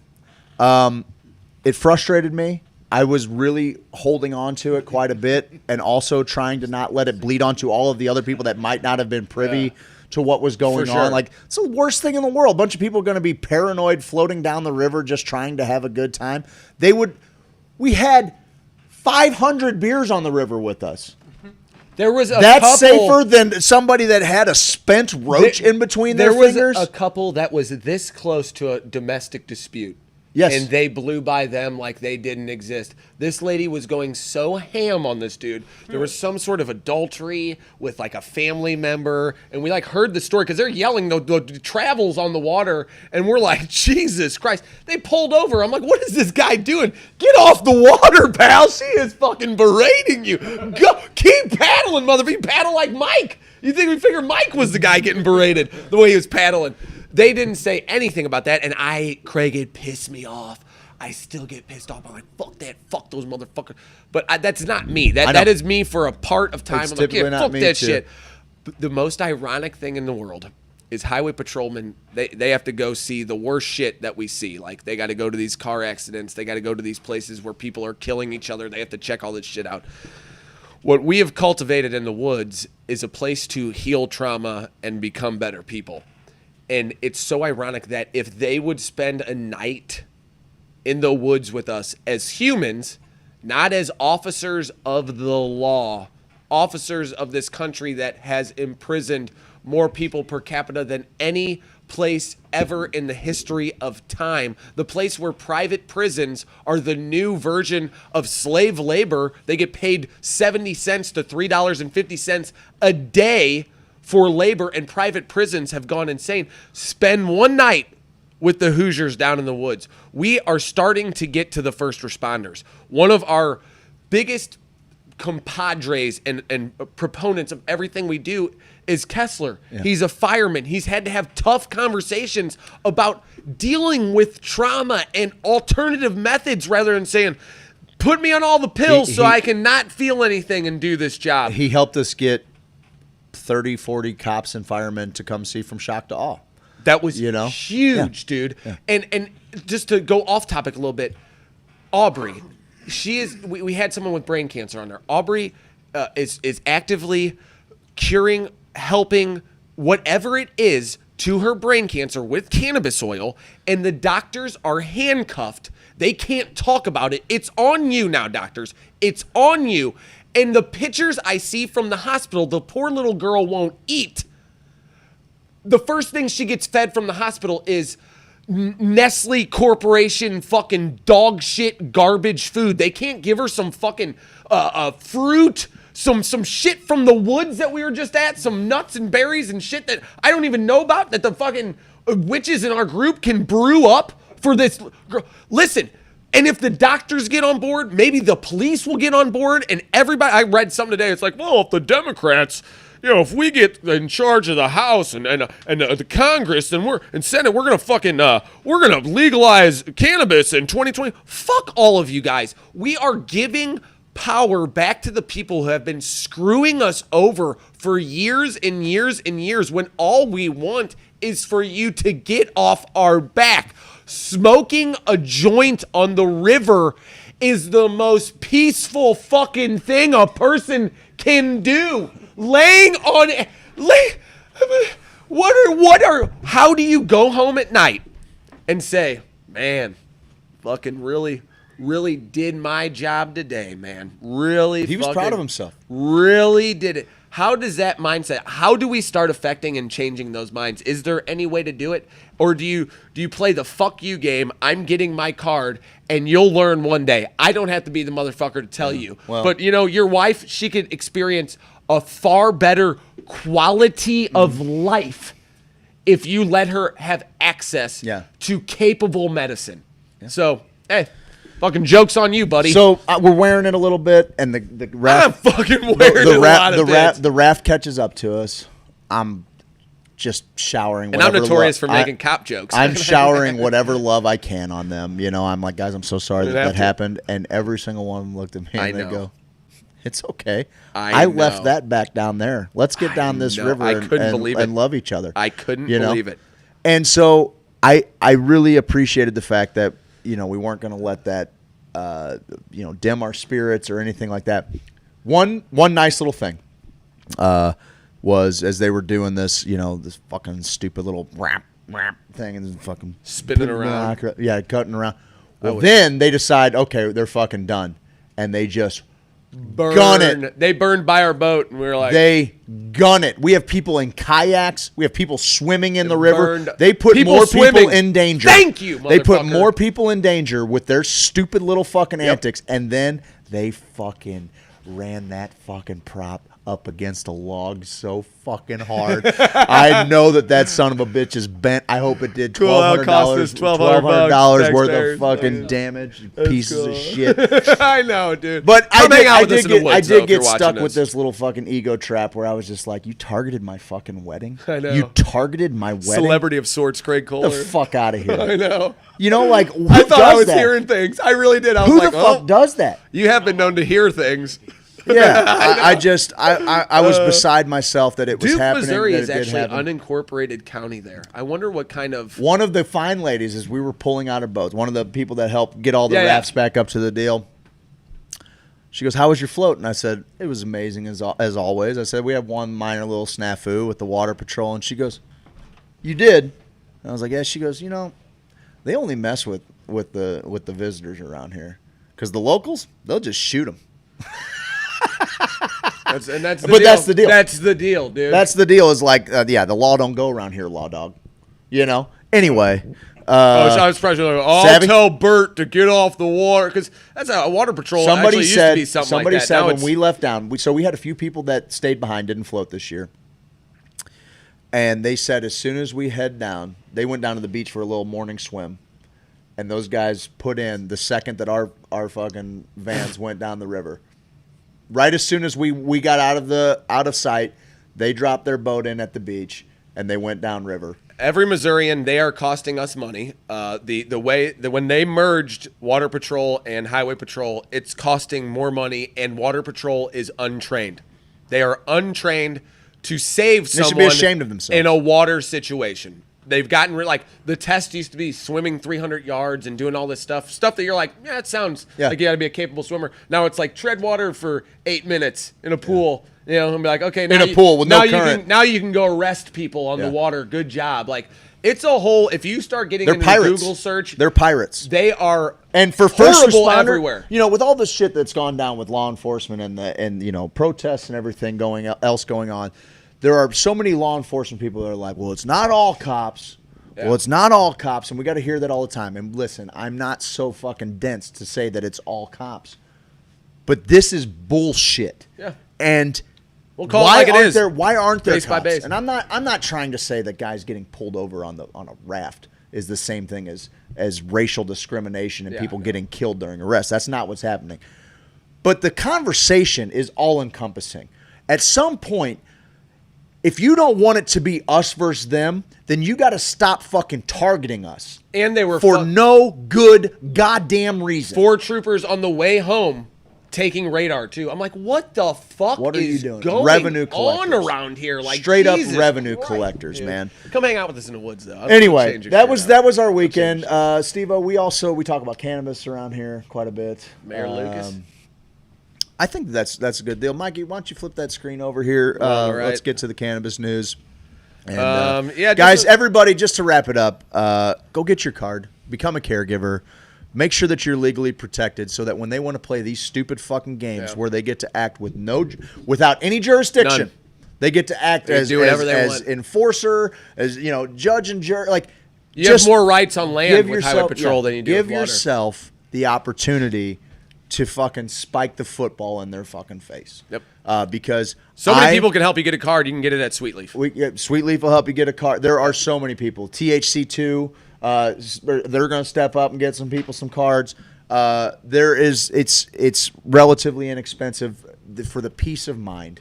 I mean, honestly, the cost of a citation is probably going to cost you more than what it would be to just go ahead and become a legal patient. And it sucks because you're like, oh, cool, let me give the fucking government some of my money before they take my money. That's licensing in general. It's fucking nonsense. Well, KC's got it under 35 grams is a $25 ticket, and over 35 grams is a $500 ticket. I don't know how much, up to how much. But that's what the changes are. I know they had passed something in like 2016 or 17. They passed some kind of decrim bill. Yeah, and now it's like St. Louis has had that too for quite a while. Yeah. So we actually talked about that on the normal board call today. So normal KC is actually kind of bummed out about that law because it's actually not decriminalization. It's actually deprioritization. Yeah. So it's not like true it's like, well, our lowest priority is cannabis, but you're still gonna have fucking Captain douchebags out there. 100%. That can still do it. Leave us alone. That's all I'm asking. You'd have a lot more fucking allies in the fight for your better interest if you left us the fuck alone. If you don't want it to be us versus them, then stop being fucking them. And for just real, dude. Like, Jesus Christ. Just be us. Because just be more like me. Because I recognize the bullshit that some first responders have to deal with. I recognize it. I don't want to do it. I'm glad that there are people that are like, well, I'm going to try and keep the community safe. But if that's what you're doing, then don't lose sight of it. Because when you become a fucking revenue collector, they're pirates. They're fucking pirates. They literally pulled up. They harpoon the fucking boat. They step into the boat and they start taking fucking loot. What else is that? They ogled your bride and my bride and Mike's bride. One of them actually had a telescope. A little parrot on a peg leg and shit. Come on, man. They gave everyone scurvy on the boat. It was bullshit. But yeah, and our guys at Evolution Mag and KcWeedBlog, they were fundamental in dropping the information. Sure. Call them the C-Team Media here. Yeah. I already kind of talked about the Biden thing about, fucking Biden's against it, but the Democrats take over. I'm so sick of that shit. Yeah. If that article gets shared again. Just show me something. Just fucking do it, you assholes. You are complete, all politicians are complete assholes. I said it, Craig. I just said it, good. Okay? Yeah. I'm just real upset with authority because honestly, I think about people who live in the country, and I'm like, oh man, I lived in the city when I was a kid. How you don't go to baseball games, you don't have parks there, you don't have all this shit, man. You're stupid for living out there. Now I'm like, okay, just let me live out there, not bother anybody, teach my kids what I want to teach them, have them join groups, travel around the world, get some perspective. And then I just want to fish and hang out with my friends and have belly laughs that echo off the trees. That's all I want to do. That's what happened. And it's like, oh, I don't know. Oh, you sure about that? I'll fucking take some of your money first because I don't know. Like, I wonder how they go home and they're like, yeah, motherfucker, safety just fucking kept the riverways safe today. Like, or are they just such big assholes that they're like, yeah, I busted Craig Kohler, and he's got like a picture of you at his house, like one of those things where he's like, I hate that guy. I'll get him like a board that has all the things connected with the strings and shit. Yeah, exactly. Mike's in the middle for some reason. They think Charlie Day. I thought he was gonna get out a placard though, because we were getting more and more tan, and we have some people of color or whatever the fuck they're saying now. I love everybody, so whatever. I'm so strong in learning about my own bullshit that I'm like relearning everything now. But I was afraid for them out in Duke, Missouri. No doubt. I was like, oh, they pick a few of us out. I wonder who it's gonna fucking be. Yeah. I wonder, okay. Oh, and then they decided to fucking muscle up and be tough guy on a boat full of women and a boat full of women and a 2-tour veteran that did time in Afghanistan and Iraq. Yeah, they hate freedom. You know what?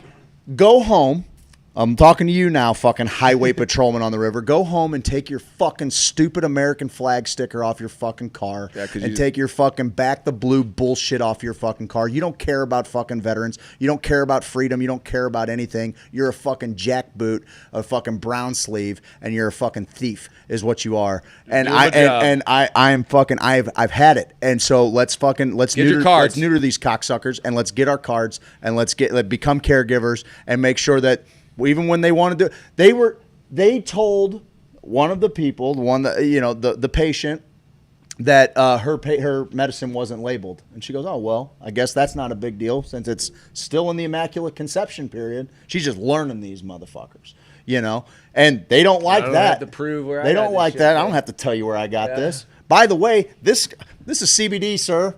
Yeah, test it, motherfucker. Yeah, fuck you. I'm fucking anyway. Should have gave him a few sour. Anyway, Patch so Kids I was a little hot. I was a little hot. I was did a that little run hot. through your head at all? Oh, it did. But we will save that because I'm sure that I'm not even so sure of.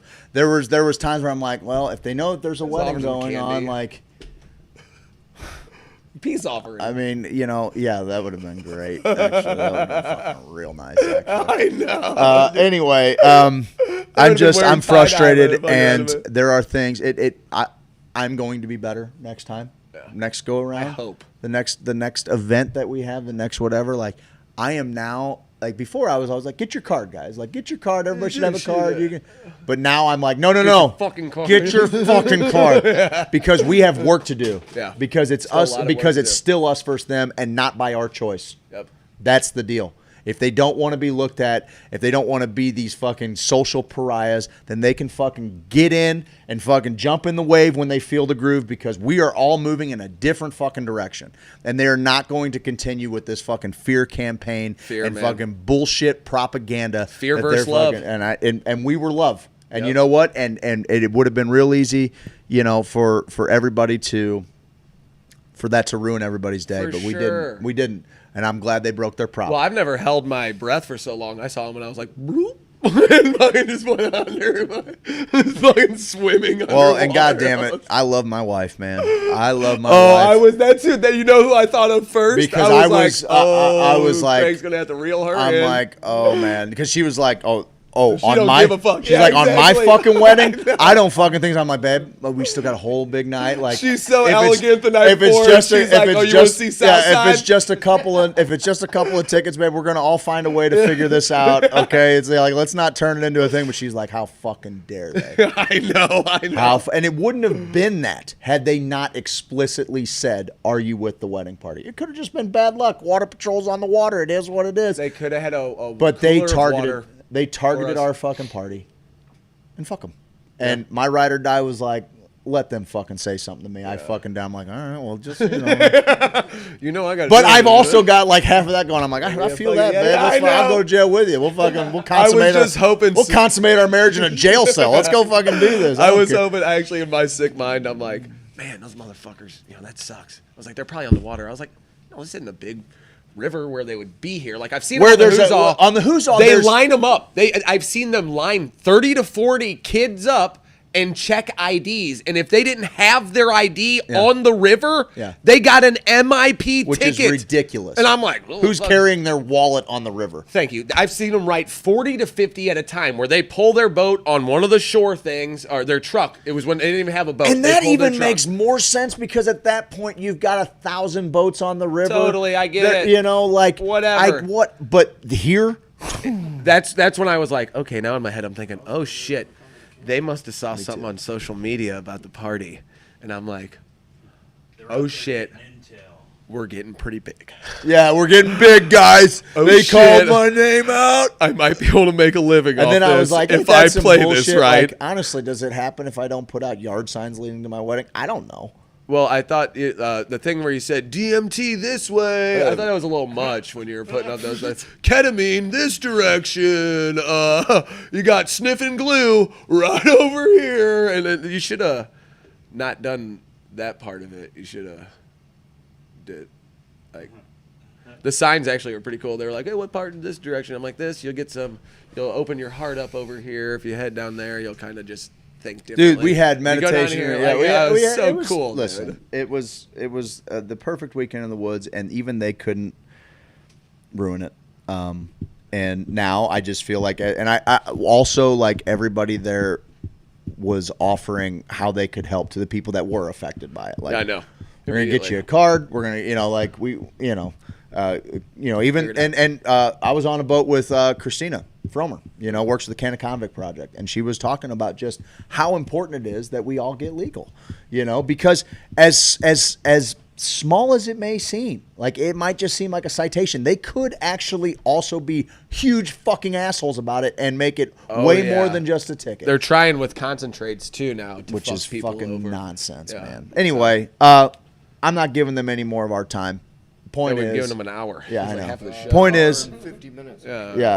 point is, go out for there, you, get Craig. protected, get legal. Yeah, fuck them. But I still love them though. Like I'm only gonna win them over with love.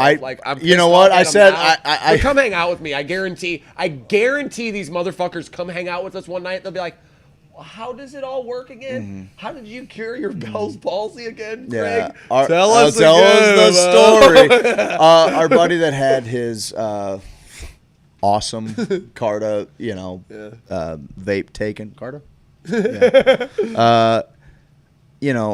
I got to thinking about it, and I was like, he wouldn't want to hear it, but I was like, I'm sure they're going to take it back like it's some kind of fucking trophy. I know. But maybe that cop whose wife has brain cancer, maybe she'll get to use Yeah, it, for and it'll real. save her fucking life, I know. and it'll change his mind a little bit. Just maybe. Probably not, but just maybe. The first weed I smoked that was KB came from a cop's son.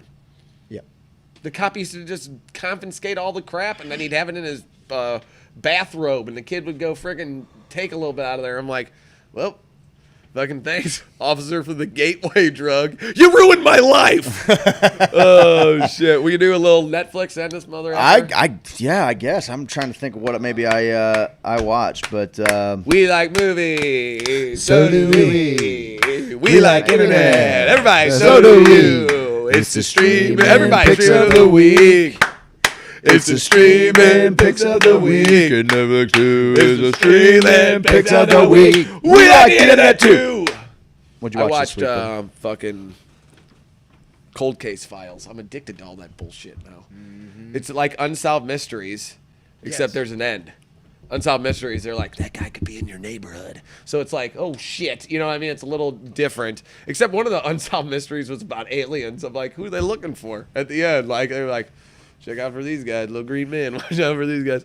But Cold Case is that same deal. It's a murder, and it could be from anywhere from like 30 to 40 to 20 years ago. It's weird that I did it that way. But any time period where they found out through like DNA evidence or something, and it's just creepy. Like, I always wonder about good people, bad people. You're born bad, good. What's all the programming? What is everything, And some of the most gruesome, like, murders. Oh, my God. Like, the shit people are capable of. Like, the stabbings. And then they're always like, this one lady got stabbed, like, 42 times. And one guy comes on there and he's like, we think she was alive for 38 out of the... I'm like, wow, how do you know that? Why are you telling the family members that shit? You got to be like, died on the first one. Be like, oh, well, at least that's good. Be like, no, got stabbed about 38 times. And that 39th one really got home. Horrible way to die. Can you come identify the body? That guy like, oh, my God, dude, this is ridiculous.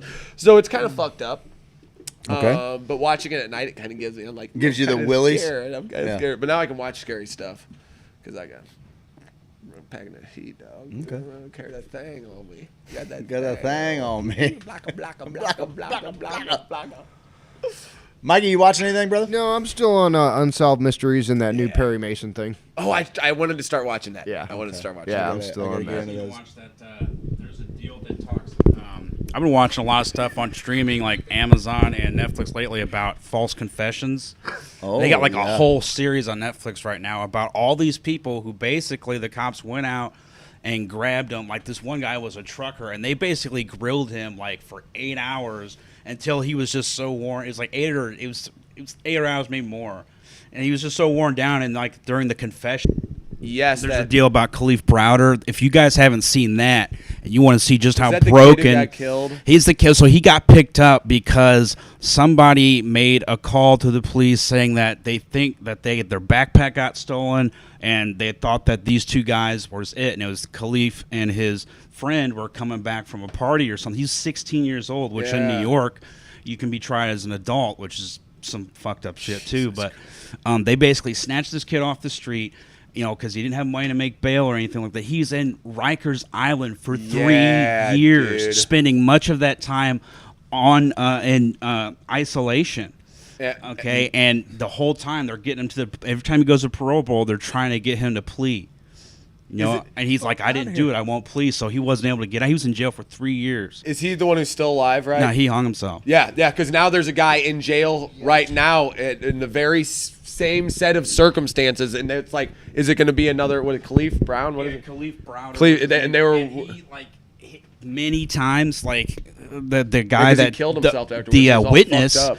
What it boiled down to, the witness was he was like on a work visa, gets deported out of the country, and now the prosecution didn't have a witness, but they kept dragging it out in court. Unbelievable. That's the system. That's frustrating. Matt, you watching anything on Netflix, streaming anything like that? You're just all over. Here you go. All over. Joe Rogan on YouTube, really. I just like all of his streams, just his insights and the crazy people that he has on there. Did you listen to Ronnie Coleman, big man. Bill Burr one? I did. That one was freaking great. And then the other Joe Rogan I just listened to. Oh, he's talking to James. Oh, Jon Stewart was a pretty good one too. I haven't checked that one out yet. And then after Joe Rogan, I would say PBS. They got a bunch of fun videos, like 5-minute videos on YouTube. God, I love They you. got their own I channel. love I'm into it. PBS. I love him too. dude. He's Matt so great. was, guys. I'm gonna, like I said, we came basically straight here. I always one of my favorite times of the year is after I get a chance to sit with this weekend and what happens. I'll have a chance to talk about it. I guess I'll give you a pick real quick before I do that. And 2F by C. I don't know if I picked that one yet. And 2F by C is a surf documentary on Amazon Prime, and it follows the Hobgood brothers. They're twin brothers that came up surfing as little kids in Florida, and were just like naturals. But the two of them, nobody could ever tell them apart, and they were essentially like what drove one another to be great. And it's just really fun. Like I love surf I documentaries. love them.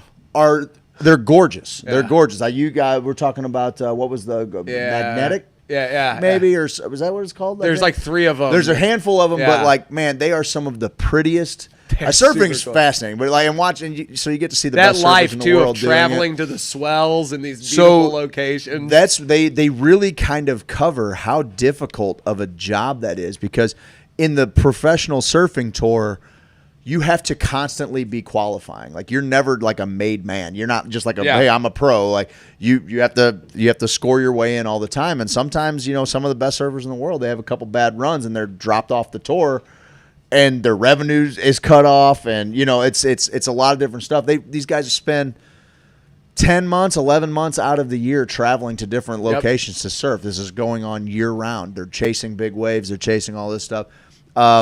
I kind of watched it on a whim, and I absolutely loved it. And 2F by C is what it's called. Magnetic is the name of that. That's where they're right on. surfing off Portugal. And those Yeah, and waves then are these 3 guys, stories that's high. kind of where it leads to by the fucking end. wild. Into that, it kind of covers their whole careers, and then what they did to kind of be seen as their own individual people. They changed sponsors because they were both sponsored by the same people, and people wouldn't be able to tell them in the water. Be like, is that CJ Hobgood or is that his brother?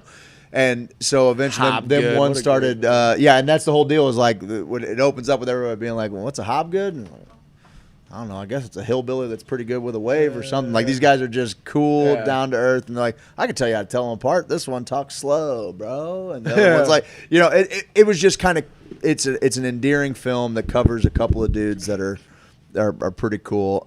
So I liked it a lot. Cool.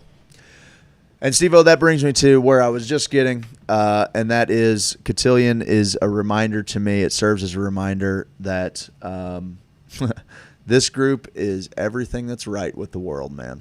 And it was really fun for me to be able to bring members of my family out there and let them see it. It was especially special for me to have my mom there My mom is kind of in the dark a little bit about what all we do, and I think maybe she had an idea of it. And I know. to see how everybody came together and really like affirm essentially what I've been saying, like what we're doing is important to me. It's very important to me, and it's important to me for a multitude of reasons. But more than anything, it's because I know that after we have an event like this, everybody that attends is better for it.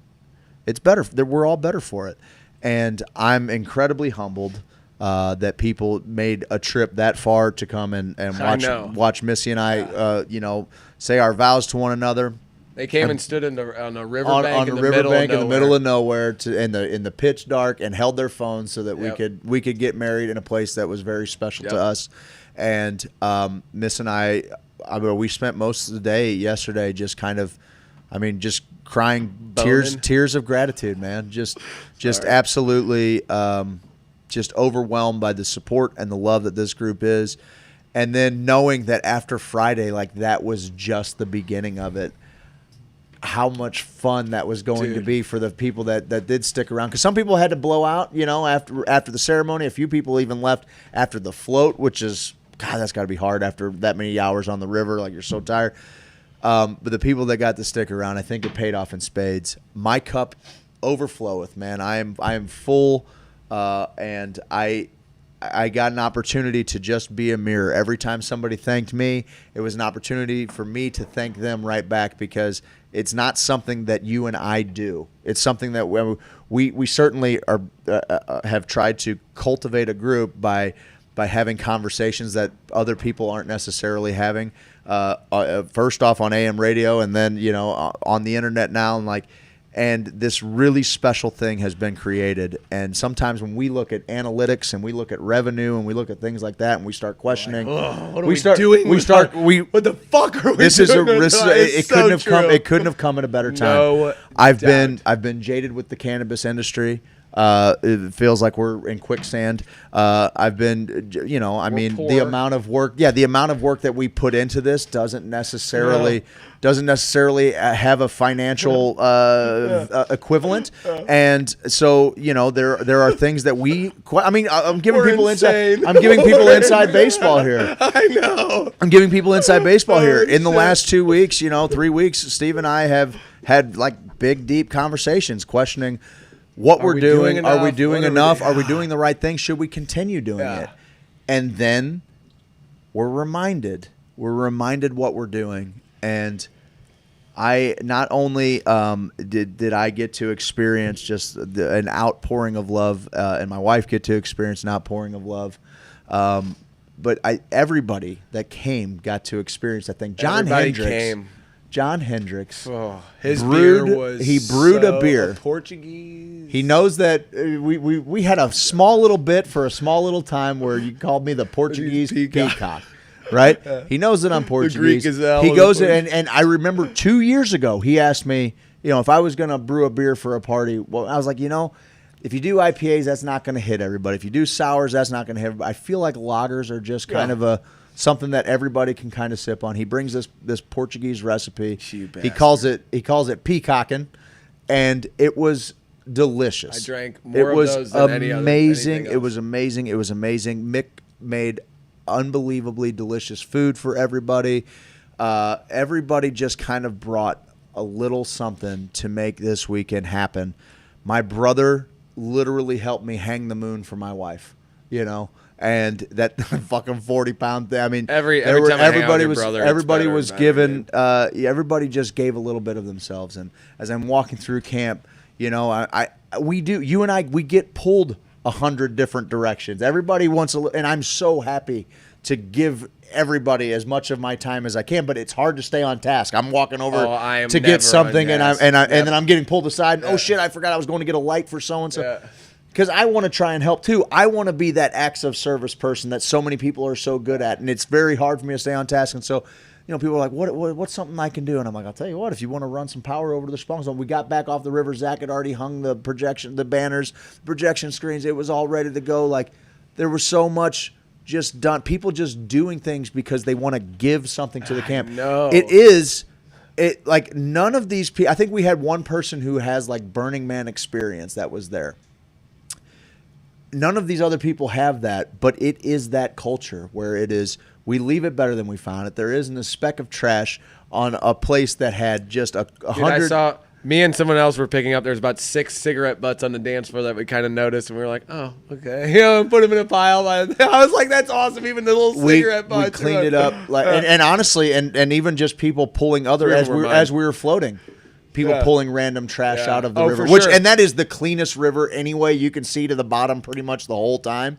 Smalley City. It's Smalley City, buddy. Goggle eye. Oh, my cousin Cass got her a couple. I know. It's fucking. She got her a couple. She a little rooster tail, and then I know. she lost the rooster tail. A dragonfly had got. Did you see that? Got stuck. Got tangled in her line. She took it and baited the dragonfly and was going out there. She's what happens out there. God love her. Oh, guys. I cannot, Missy and I cannot thank everybody enough for being there, and for the people that weren't there that wanted to be there. You were sorely missed, and you missed out. You missed out big time. It was so good. Jenny and I we were signing divorce papers so we can get remarried out there. Do this whole shindig over again. I think Chris Markham had said at one point to Ashley, like, because he's just I love that guy, by the way. Mother. He's so great. But he had said to Ashley, like, we should do this and renew our vows. She's like, you want me to put on this whole production here? You think I got that kind of time? He's like, I just want to love on you in the woods, woman. And she's like, we're not doing it, Chris. I got my plate is full.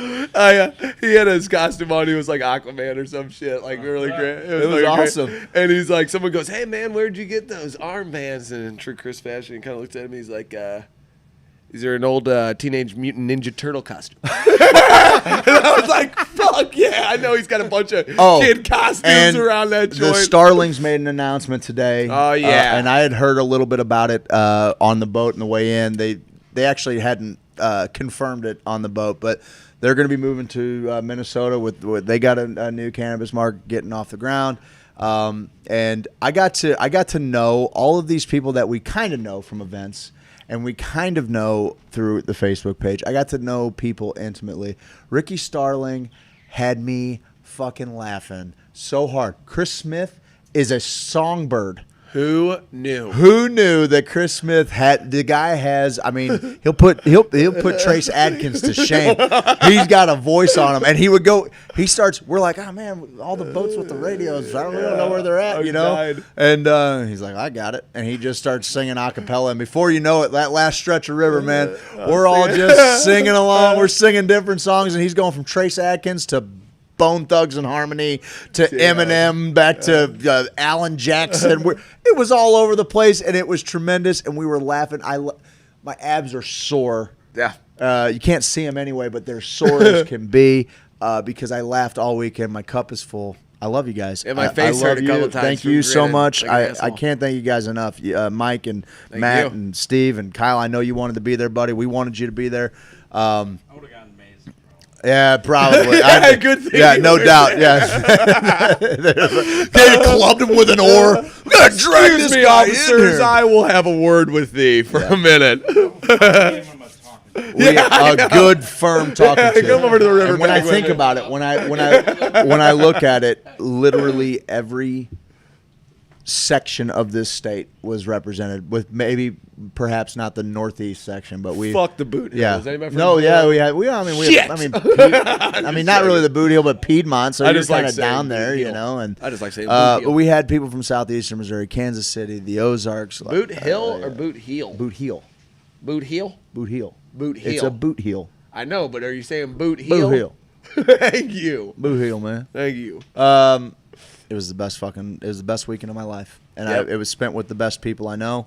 Next time, sacrifice me at the end of it, please, God. Let that be I'm the like, end.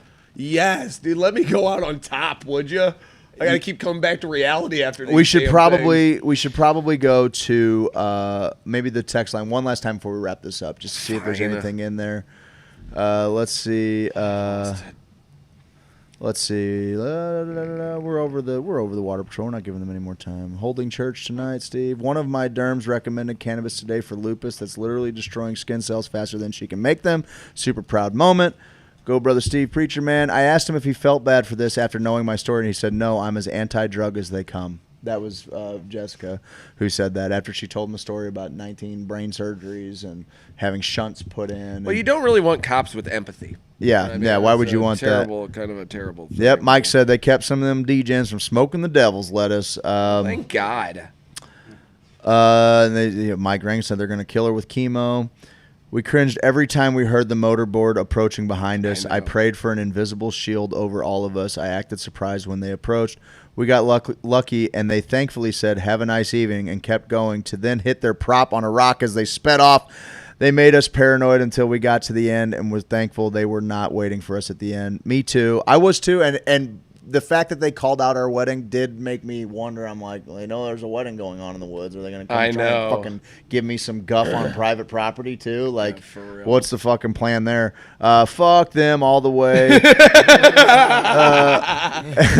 Then I laughed uncontrollably in relief. Oh man, I missed that. Wish I could have pointed and laughed at them. Same. Very true. Untrained. This isn't a rare occurrence, is what Chris Smith said. Chris and Christina are on the front lines with the Can of Convict Project, and that's what they're trying to drive home. And that's what we're trying to say about getting yourselves legal. Even if you don't think that you need it, chances are if you're listening to us, you are an advocate. You know somebody that uses them. You might be in the presence of somebody using cannabis. Why not just have a fuck you card for the cops? Yeah. You know?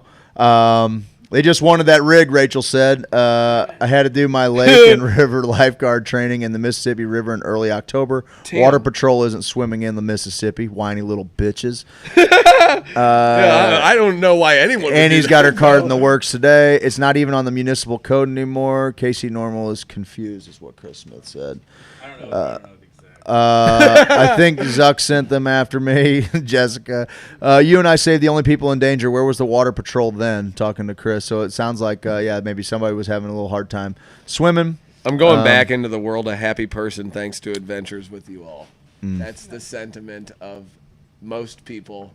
If I talk to them at the end, they're like, I'm just giving them. Ricky Starling, that's something that we talked about, bud. Ricky said, I say we get a doctor on site next time, make sure everyone has their cards. That's something we can potentially offer as part of Cotillion ticket. Yeah. Like, come there, you need to be a card holder to come. Not because there's going to be copious weed smoking around, but just because we're not going to take a chance with this anymore. Yep. We're not going to take a chance with these guys. Thank God guest list was light due to COVID. Fuck them all the way. Ricky Starling, that's a wonderful idea. Ross wants to know if we did anything this weekend. Well, we banged it out. Ross, you were missed, buddy. Yeah, you were greatly missed. Not by me, but no, I missed other people. A lot of talent in the group on display again. We had some fun, man, singing and having a good time. Too many musicians. Okay. Add some, like, I don't know, some artisans fire hoop to the group. Those people. Some hoopers. Everybody's got a uke or a guitar and their brother. Everybody plays stringed instruments. We don't have a flautist. Come on. I'm surprised old boy didn't fucking make one. Jesus Christ. No, I love it. Like, that is my jam. One thing I missed was your sister's drum. Yeah. She even sent a song. She's like, play this the next night. Yeah. And I was like, sweet. I had a fucking song to play for everybody the next night. Yep. Like, She was, she was missed for sure the second night. And I had a blast. And I'll speak for, it's so fun to say it. I'll speak for my wife too. We were just eternally humbled by you guys. Really, I mean, everybody went all out, man. And it looked like it was a production. It was a absolute production with no professional help. I mean, it was just people just doing things out of the kindness of their heart and adding a little bit to that they could. And there were just little sprinkles of love all over the joint. And there's cum everywhere. Oh, everywhere. Absolutely everywhere. One thing is, if you want to, if you guys want to really get behind, we're gonna get fired up about this. We're gonna get everybody legal in the state of Missouri. I want every Missouri citizen a legal cannabis holder. This is who you got to vote for. Now, I might not know a lot about chemistry, but what I do know, it's likely that the hydrogen atoms inside your body are about 13.5 billion years old. And I might not know a lot about nanotechnology, but I do know it's important in quantum computing and the eventual takeover by our machine overlords. And I might not know a lot about otters, but damn is it cute when they hold their hands as they go to sleep. But what I do know is the correct bait to use at what time of day to catch you a real nice hog of a largemouth bass. And what I do know are the beautiful intricacies and sensations that is the cannabis plant. And what I do know are how psychedelics can help heal the nation filled with pain, trauma, and anxiety. I believe in America. I believe in the world. And most of all, I believe in you. Thank you, and I approve this message. This ad paid for by Mycelial Media, mainly out of Craig's bank account, so please don't tell Craig that we are paying for it out of Mycelial Media. Thank you, and goodbye. Vote. Get out and vote. Rock the vote. Yeah, rock the vote, guys. Rock the vote, we love guys. you. We love you. We love you. We love you. We love you. I can't wait to do it again. We're gonna get the fall trip planned up in the following weeks.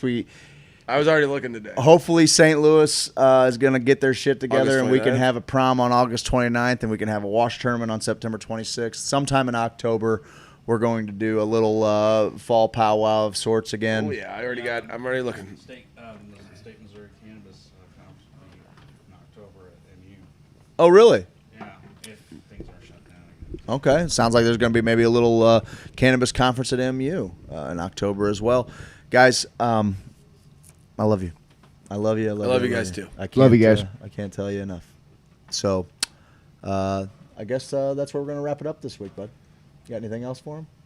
I mean, the laughter and the echoes off the woods, that's what I realized. What is the magical parts of life? The only thing I could incorporate, if the commune can't come fast enough with you bastards for like adding our children and shit, like having your kids there, maybe want to have my kids there and just experiencing that and be like, oh, this exists in the world. My two oldest, not bad, not a bad deal. Trev obviously is younger. He petered out pretty early on in the night, but my two oldest being able to kind of run around and see what it can be. Yeah. What it can be. Yeah. You know? And for me, I'm so comfortable having them around there. I didn't bring my kids around a bunch of loudmouth, obnoxious drunks. I brought my kids around a bunch of people who wanted to sing songs and hug each other and tell each other how much they love one another.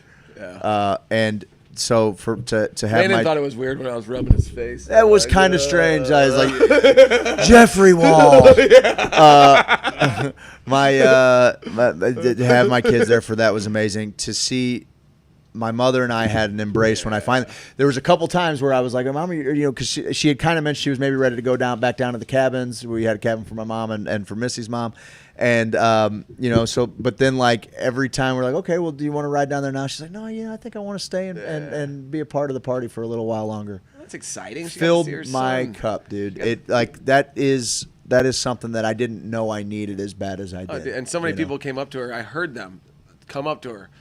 Straight lie to her face, tell her how great you are. Like so many people did that for you. Just that's got to feel good, man. That's got to feel real good. It feels so good. Got to feel real good. We had a blast, man. So thank you to everybody for everything that you did. And stay tuned because we're going to be – these events need to happen more often. Yeah. These events need to happen more often so that we can find ways to bring all of the awesome people from all over the state. You can do that thing again. No, I'll do something different this time. Do it. Go ahead. Do it. You want me to do it? Yeah, do it. Don't not give the people what they want. All right, I'll give the people what they want. Be ready on those end logos, Mike. Et nomine Patre, et Filii, et Spiritus Sancti. Amen. Sick pervert.